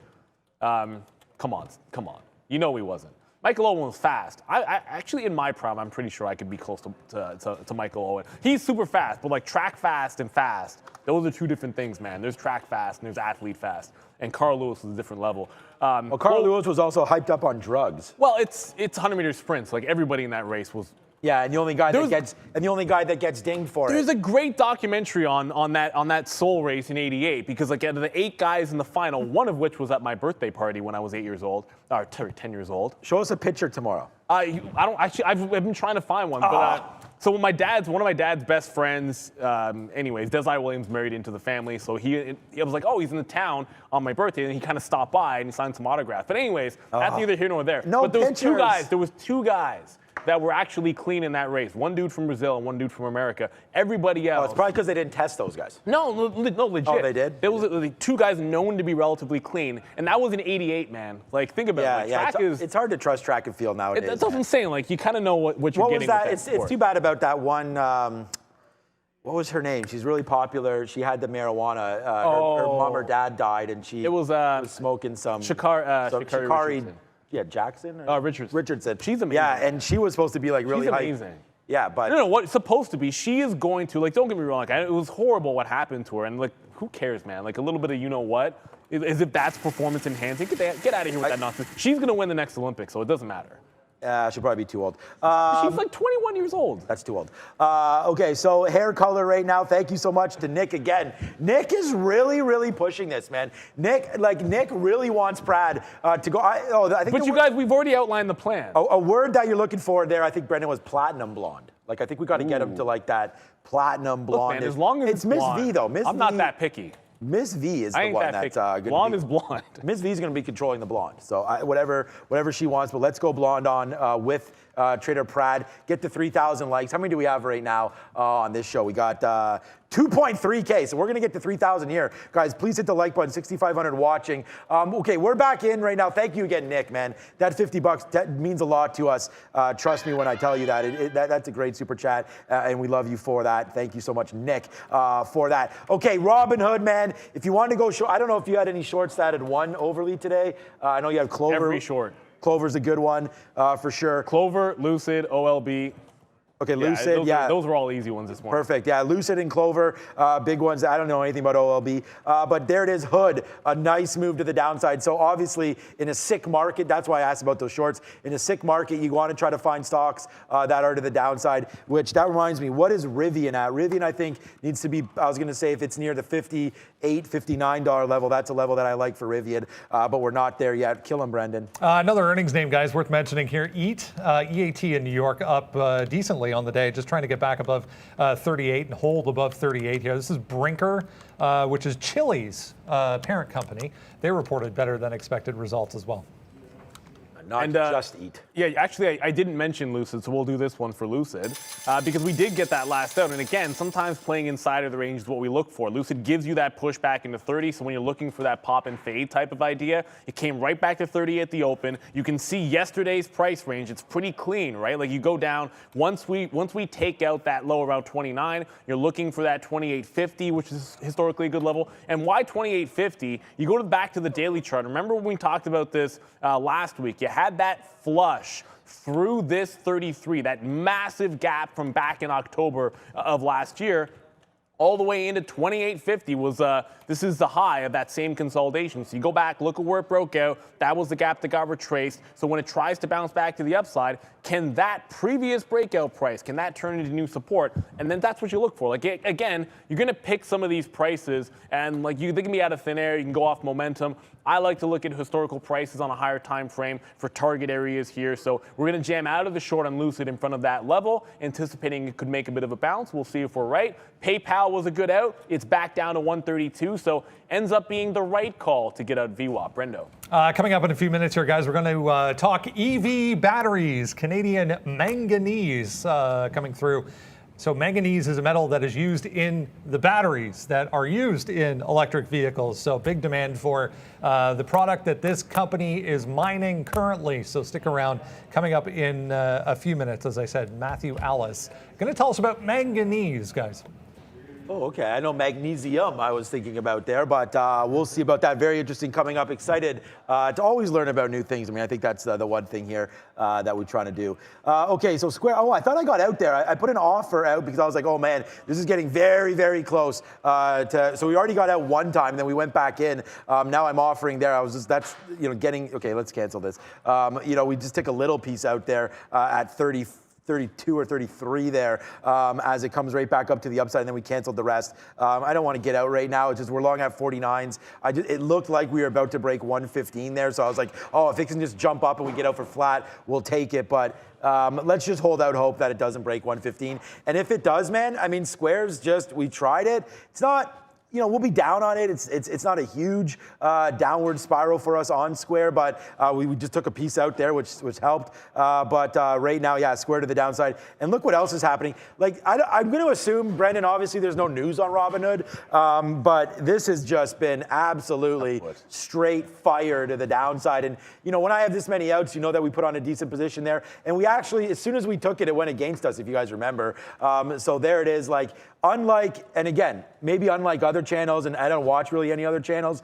We did before we made this show, but I don't anymore. But I gave you this trade as we took it, right? This is not like one of those channels where it's like, oh my God, guys, blah, blah, blah is a huge runner. And by the way, I'm already long 50,000 shares. So if you could please buy it, then I'll sell into you. But no, this is, we took this trade against us. We put it with you, just like I took this trade. And this is going to go against me right now. So, I mean, some trades work out for us and some don't, but we are the most honest trading channel out there. And if you find another one, then like I said, I will send out free merch to everybody. Facebook coming down to the downside. We do want to average into this one. And again, here it comes. We'll tell you about the trade before it happens. We are now long right there. We take that average price on Facebook. No, we didn't get filled. We were waiting at 321.30 there. I thought we got filled. We didn't. What we got filled on was a Gronk spike to the downside for Square. So there it is. Square comes out. We tried. We missed. We failed on that one. Bye-bye, Square. We tried the fintech space today. I mean, 15 breaks on the NASDAQ. I think a lot of things are going to get pretty ugly here. We took the trail out it wasn't really a trail out. We took the out on PayPal in front of VWAP, but now it's right back into the same cluster and holding this 132. So what was the resistance on the way down when it tried to bounce the first time has turned into temporary support. So this is what you're watching for. If we bounce off 15,000 and 132 holds, then you got a pretty good higher low that you can trade off of into that same 35 to 37 range. But all things, look, you're not putting that trade on while we're heading down towards 15,000. You're putting that trade on after we've held 15,000, because I think betting on the long at this point, allow it to slow down, guys. Allow this thing to slow down a little bit here. And I see people in the chat are clowning me over Sha'Carri Richardson because they're like, oh, she's going to be done. Okay, we'll see what happens the next few years. Like, when someone's an elite level athlete like that, you have hiccups, you have a setback. Sometimes it can take a couple of years for an athlete that high level to get back to where they were before. But look at Trayvon Bromell. Like, he was able to pull it off. It just took him a couple of years to get back. Andre DeGrasse was a similar story. when you're that elite, I've seen it happen to people. Like, it's just a difficult thing to come back from because they're so finely tuned athletes. So give her a couple of years. I think she'll be fine. We talked about Tesla as we're testing 15,000. The other level, I'm going to watch 132 on PayPal if that can hold when we get to 15 on the NASDAQ. The other thing to watch here is going to be Tesla, potentially at 900 if we bounce off that 15,000 level. We're kind of sitting here 910, holding that level pretty nicely. OLB, by the way, didn't go all the way up to the top, so I didn't have to decide. I already wasn't going to reload, but I didn't have to make the decision. It breaks back below VWAP. Like I said, I would get out in front of the low of the day because of the strength that it showed. Looks like it's only going to be giving you that like 15 to 20 cent win. It's a 250 stock, but it never really broke the bottom and head to 2. And you know what? When these stocks that gap up, they manage to hold the higher low from what the dips in the pre-market, a lot of times that's going to mean a run towards the high of the day in the afternoon. So make sure you have this one on your radar as long as it can hold this 220 bottom. Oh, man. Yeah, so we're going to try to go a little harder here. So we just average into Facebook. That's going to be right, it looks like here, off 321 into this area again. Try to be as patient as we could with this long. I will get some out here, but I do like a long through 323. Square comes right back through 115 again. So now we'd be in, like, come on, Square, man. Come on. At least we switched over and went to Facebook. But come on, Square. I mean, we'd be in the money now on that one, but we just got squeezed out of that. But here we go. A nice little upside move for Facebook, and this is starting to explode now. So, I mean, whatever we lose on Square. Like, we lost 30 cents on Square, guys. We're already in the money now. That was a 27 bid on Facebook. It's now in the money, $1 almost. So there we go for Facebook. A nice move to the upside. We'll put an offer rate around there anyways. If it does go back up, we'll get out around 322.50. See if we can capture some profit into this area right now on Facebook. And again, we need this market to go, right? So that's one of the big things about trading is that if you're going to look, okay, come on, let's go Facebook. Another big thing is you got to, make your bets and then sit in your, what do they say, make your bed and lie in it or whatever. So if I'm going to sit here with Facebook and take this, there it is. Where's my 50? Give me my 50, guys. Why are you stopping at 47? Where's 50 on Facebook? We're literally waiting right there. So you don't want to give it to me. That's fine. We'll get a 40 maybe. Don't tell me I'm going to miss that by 3 cents right here on Facebook. Hopefully it comes back up to the upside, but there it is. $1 instantly there on Facebook. You know what? Forget it. I'm just going to get it out right now. That's 322.40 we were waiting for. It's at 30. Let's just get it out if we, whoopsies. Oh, almost put the wrong share size there. There it is. So we offer, enter, get that out right there. So we get the price we wanted. We got 35s. So 322.35, that's okay. We'll take that out for $1. So there it is right there. Sometimes you got to stick with the names that you know best, man. Microsoft, Facebook, look at these buys here today. Like, and again, to lose 30 cents on Square or 40 cents on Square and then make the $1.10 on Facebook right back, that's a good trade, and I'll take that every day. That's a good exchange for me. Yeah, and we just bounced again on the NASDAQ, and guess what's actually at their levels? I was looking, Tesla never got to that 900. You're still playing off that 132 PayPal, but it's a ways away from there. But what is at a good risk to reward off of the lows? You can sort of scan through your list, the names that you're interested in on some potential dips. And what about AMD? They blew out earnings. They're testing back towards this bottom while we're holding those lows on the futures. So low of the day is 123.40 or so. Right now you can pick it up just about the same risk to reward as the first time we caught the bounce in PayPal. About $1 away from it. So, I like this AMD. If it breaks the low, fair enough. But you go 1-to-1 off this long. You go 1-to-1 here, halfway to VWAP. You go 2-to-1 if it gets to VWAP. That's the risk to reward I like for a situation like this. If Tesla had been at 900, I probably would put that trade on in Tesla. But AMD just a little bit juicier at that particular price. So the new long position is AMD. Like I said, we'll hold on to OLB and Clover, those two shorts, because they're small caps. Don't need the market to break down further for them to win. It's weird. It feels like it's doom and gloom, but the markets are still overall up on the day, Yeah, which still up does 0.5%, exactly. right? Like, it's crazy. Which leads you to a pretty mixed board up there. Let's go to Brennan for Sector Watch. Yeah, still positive. Let's have a look at the S&P 500, guys. 0.35 here in positive territory, as we were saying. I want to point out real quick, MPC, this is the energy group right here, a little one today, but MPC higher after positive earnings. Everything else in this group, though, in negative territory. Inventories in the U.S., it was a smaller drawdown than expected from last week. So Oil taking a bit of a nosedive on that number. Here's the tech group. That's PayPal, if you couldn't guess what that is. 24.2% right now for PayPal. Ouch. AMD, Xilinx as well, being dragged along with AMD. Qualcomm, Nvidia, Micron, all nicely higher. Overall, this group, though, just slightly into positive territory at the moment. Healthcare stocks, very, very mixed so far. You can see a lot of earnings reports in this group today, so kind of back and forth action. Moderna, notable, 3.3% to the downside. Healthcare stocks as well, kind of around that break-even point. Communication stocks over here, all about Google. There's both of them. Google and GOOG, both 6.4 to the upside. Match we talked about as well, 6.3 in positive territory following earnings. So nice day for communication stocks. Netflix coming off a bit again, 3.5 to the downside. This is the real estate group. There's a few earnings in the little real estate group there that were better than expected. So that group getting a nice pop today as well. Now 1/4%, guys, in positive territory. Back over to you. Like finally find another long, and like the AMD, this is exactly what happened in GM, right? So the shorts work, the longs, you get the consolidation break, and now we're headed right back towards those lows of the day while the market's trying to make a bit of a bounce here. So my stop is pretty clean, like it's not at 123 even, it's at the low of the day. I'm playing off of that bounce and consolidation. It's about $1. Actually, it's pretty much exactly $1 there. So risking $1. Once it gets above 125, then I'll start taking some out. That's going to be at that 1-to-1. But this is just like GM. And speaking of GM, it makes a low. The levels I was looking at this morning, 53.5, 53. And we don't bounce in either one of those. We're trying to get back above the ladder. That's at 53, or at least hold above the ladder. We have made a bit of a bounce off the low of the day. I'd need to see it put in a consolidation. When you get to about 11 or 10:30 to 11 o'clock, right around lunchtime, you're looking for some consolidation bottoms at good levels. GM certainly could be one because it's at a level that we like before. Clearly, I'm already in AMD, and then your shorts are looking pretty solid here.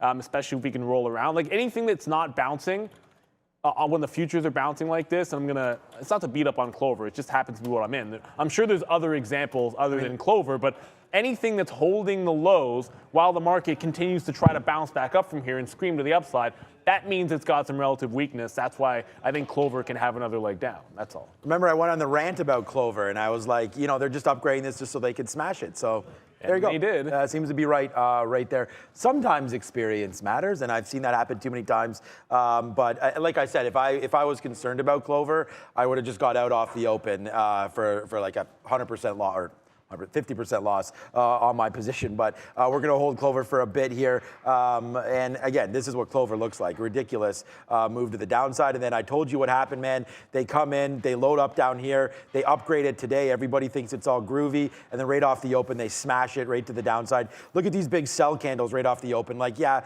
come on, man. Like a monster sell of 600,000 shares, the very first print that comes through. Yeah, you really meant that upgrade. Good job, whoever that was, Cohen. And I don't care what it is. I'll say that over and over again because Wall Street does have, sometimes a bad rap. And I feel like things like that is just, horrible, but whatever. We'll move on from that. And again, thank you for the super chat. That means a lot for us as well. I believe that Facebook off earnings, and I've been holding Meta all day, guys.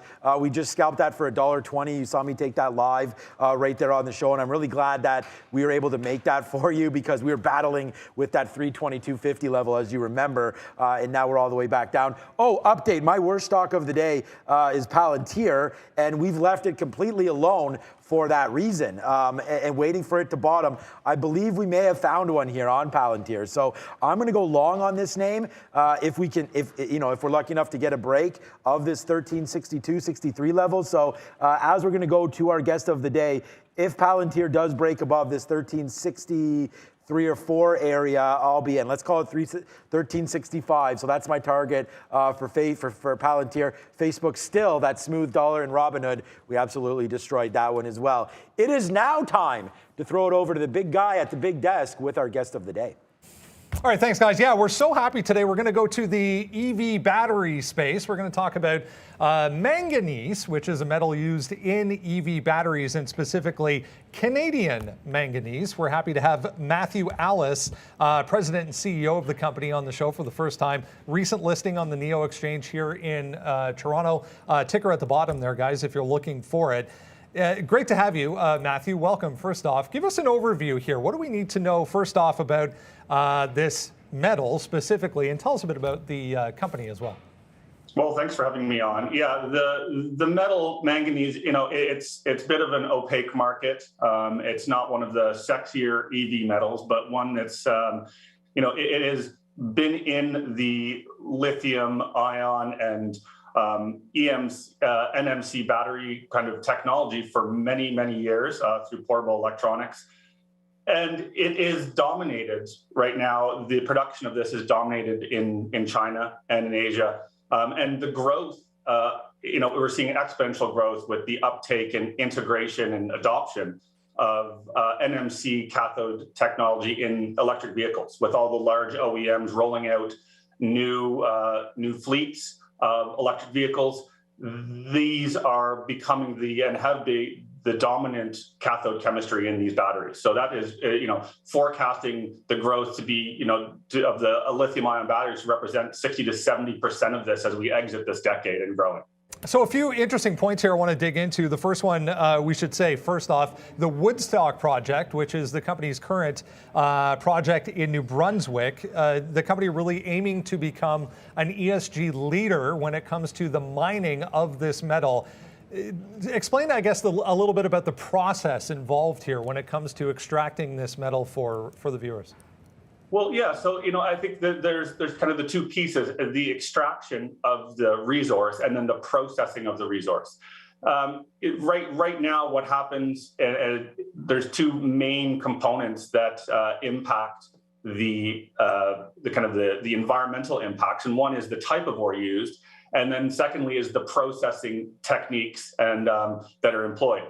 So the type of ore, that traditionally a lot of geologic oxide ores have been used, which requires mass amounts of energy for the calcination, which is the reduction through heat, so burning process.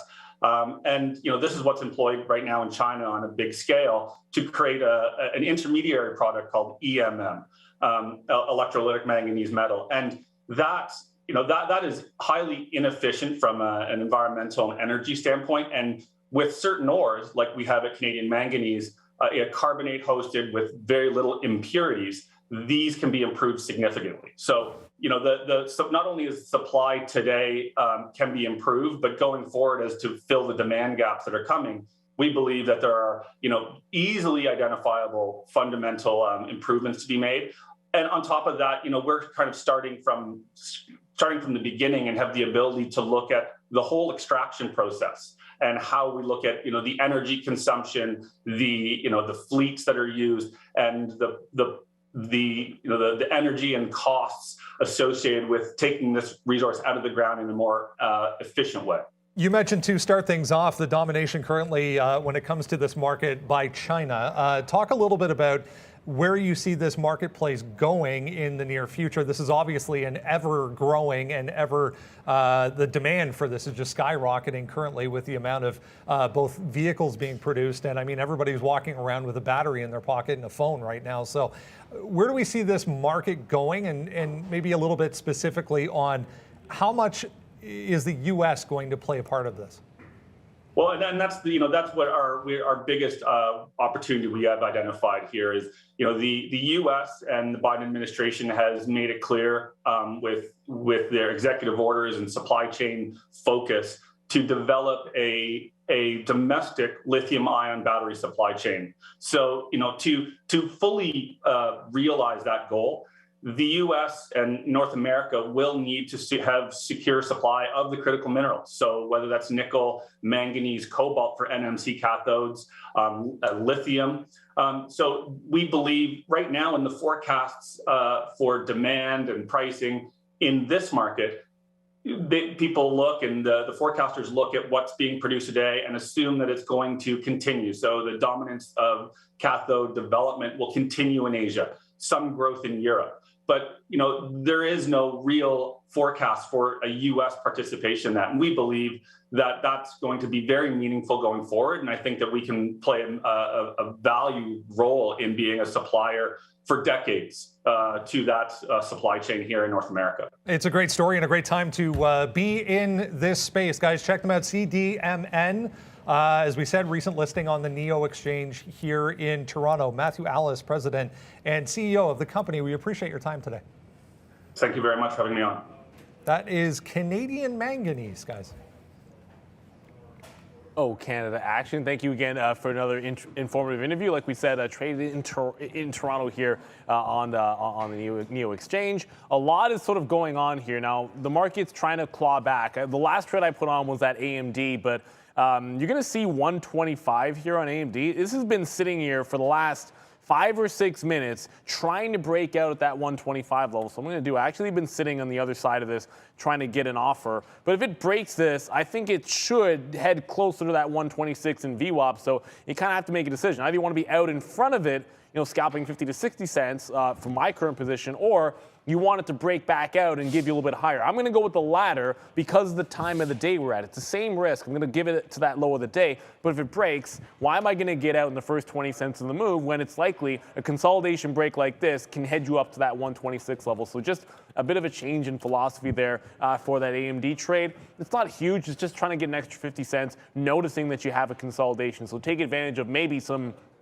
like anybody that's short this, you maybe like a 129.50 or a 130 break at the open. They're sitting pretty, but they could be considering trailing stops at a level like that. And then a couple of stops trigger, and maybe you get a further breakout back into VWAP. So that's the line of reasoning. I still have the same stop at that low of the day, and it doesn't mean that we're not going to go back towards that low and eventually take a hit here on AMD. I just want to make sure we're getting a little bit more room there. But guess what's happening in the overall markets? We talk about this.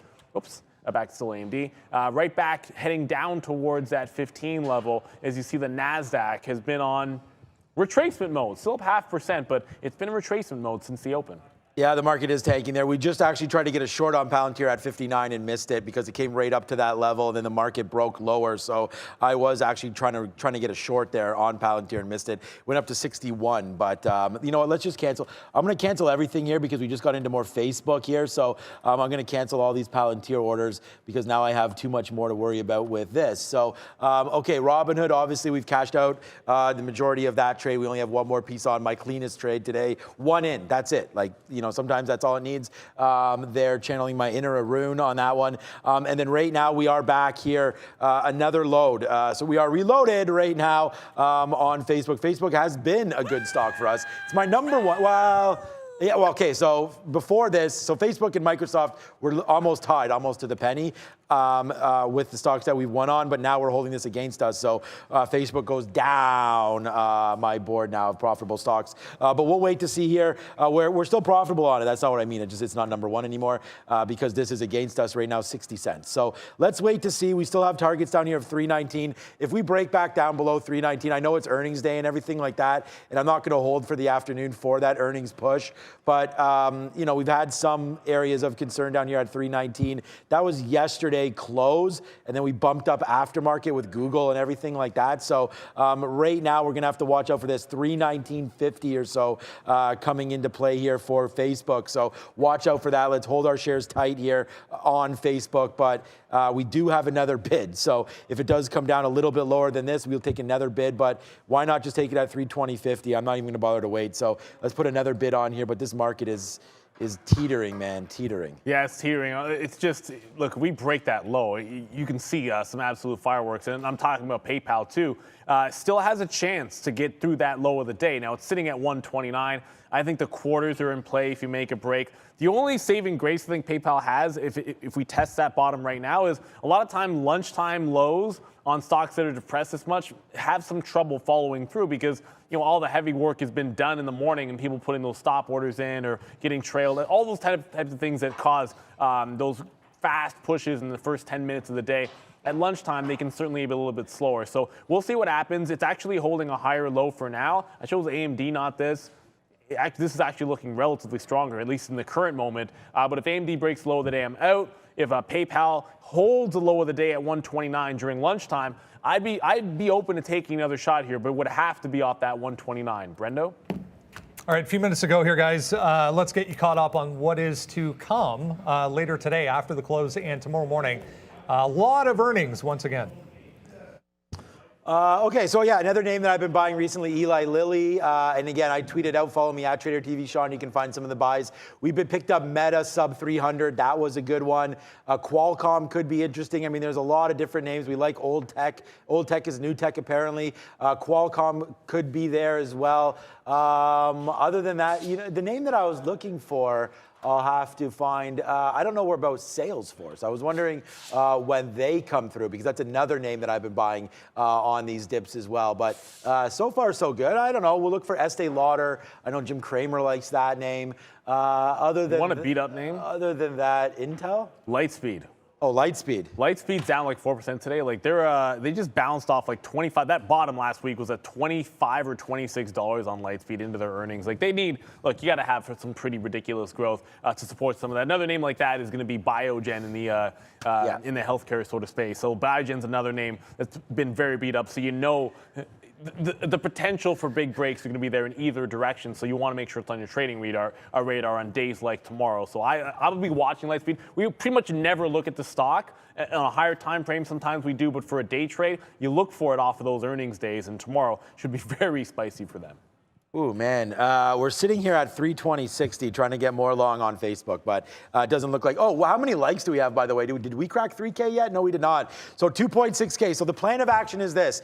You guys are all going to get transferred over to the Memes and Movers show, or Market Movers, right after this. You don't need to do anything. You just got to sit there. It'll transfer over. Just stay on with us. As soon as 11 o'clock hits, you'll be transferred over. Then we want all of you, every single one of you, to go over there and hit the like button ASAP as soon as it flips over to the Market Mover Show. Hit the button and let's start the show off with like 2,000 likes. And see, you know what what it does? And then Prad is going to have some splaining to do. But what it does is allows Prad to focus on the fact that it's inevitable. And he can settle down, focus on the trading, and not worry the whole time that it's coming and looming for him. Let's just get it out of the way. Put him out of his misery early, guys. I think it's going to be a fantastic show. As you guys know, someone said in the chat, where's Miss V? A couple people have asked. If you don't know, Valeria, she's on vacation. She went back to Russia, and you get to have Arun do the Market Movers show with Trader Pratt. It's been an absolute hit so far. I think that's going to continue. And what better? Like on a day where the market is making moves like this, and you have big cap names all over the place, get his opinion on the futures. He's not going to be shy to give it. Before we get out of here, we had two trades on Zila, and I'm glad someone had brought it up. I'm like, yeah, I forgot to go over the second trade here. We reversed it back into 90 cents. We then reloaded off the top. This is me getting stopped out. Like I had a 94 half short. I got stopped out when it broke 95, and guess what? It absolutely flushed. Like that could have been gigantic, but it broke that high of the day that I was looking for. Once it took out 95, I was shooting for $1 as the next entry, and instead it decides to capitulate lower. It's back above VWAP, so maybe there's another chance at this coming right back up to those highs. Might not be over yet for Zila. Yeah, this market might be over, but we average into our Facebook. We get the 60 print, so now we'll just wait. If it takes out 319, we're going to be gone on this one. We'll give back, obviously, the profits that we've made today if said trade doesn't come through for us. So we'll wait for that one. No concerns, though, for the market. I think we're just hovering around here. I think it's been a great day. Facebook, Square's now below that 115. And let's just check out a couple of the names that have been running today. So Google down up, but down off open here today. It's been a pretty nasty day for them. There's only been like one little bump up right there. Not nasty, but it's just been one of those days for Google. It hasn't really gotten off. I think it can take out 29.50 and you're flying on this name for sure. That's Google. AMD, we'll check back in on that. Yuck, 123 almost takes out the low of the day there. So 123.40 coming through on that one. What else was a big one today? PayPal off earnings, battling itself out here. Made a crazy bottom at 129, now hovering around 131. I think that's about it. Oh, we didn't. I wanted to look at AbbVie was another name today that we wanted to look at, but 130. Okay, so nothing happening with AbbVie, another one that we own. Okay, PayPal, I see you. Or sorry, Facebook, I see you as you just ripped up there to 321.50 or so. Let's get going here. It's past 11 o'clock. Yes, sir. Y'all know your job. Stay tuned with us. Right now, we're going to switch you over to Memes and Movers. You're Get going it to hit done. the like button. And I think it's going to be a great look for Trader Prad as he's over there getting ready to rock and roll. Let's throw it to Arun and Prad. Welcome to the Midday Show, Market Movers with, I'm your host, Trader Pratt, and we got Arun here. Arun has something special for you guys about the National Day today. Arun, you want to share what the National Day is? I don't know. What's on the screen? Let's see. Oh, wait, what is on the screen? I might have misclicked it. What was that? Could you put that back? Put that back, Rob. It's all good. Whatever. We got it. I We didn't got even it. see what This it is, was. guys, I was trying to do something right at the end of the other show. For everyone who's here, what day is it today? I was going to say what National Day is it today? Well, this is what National Day is. Show my screen there, Brad.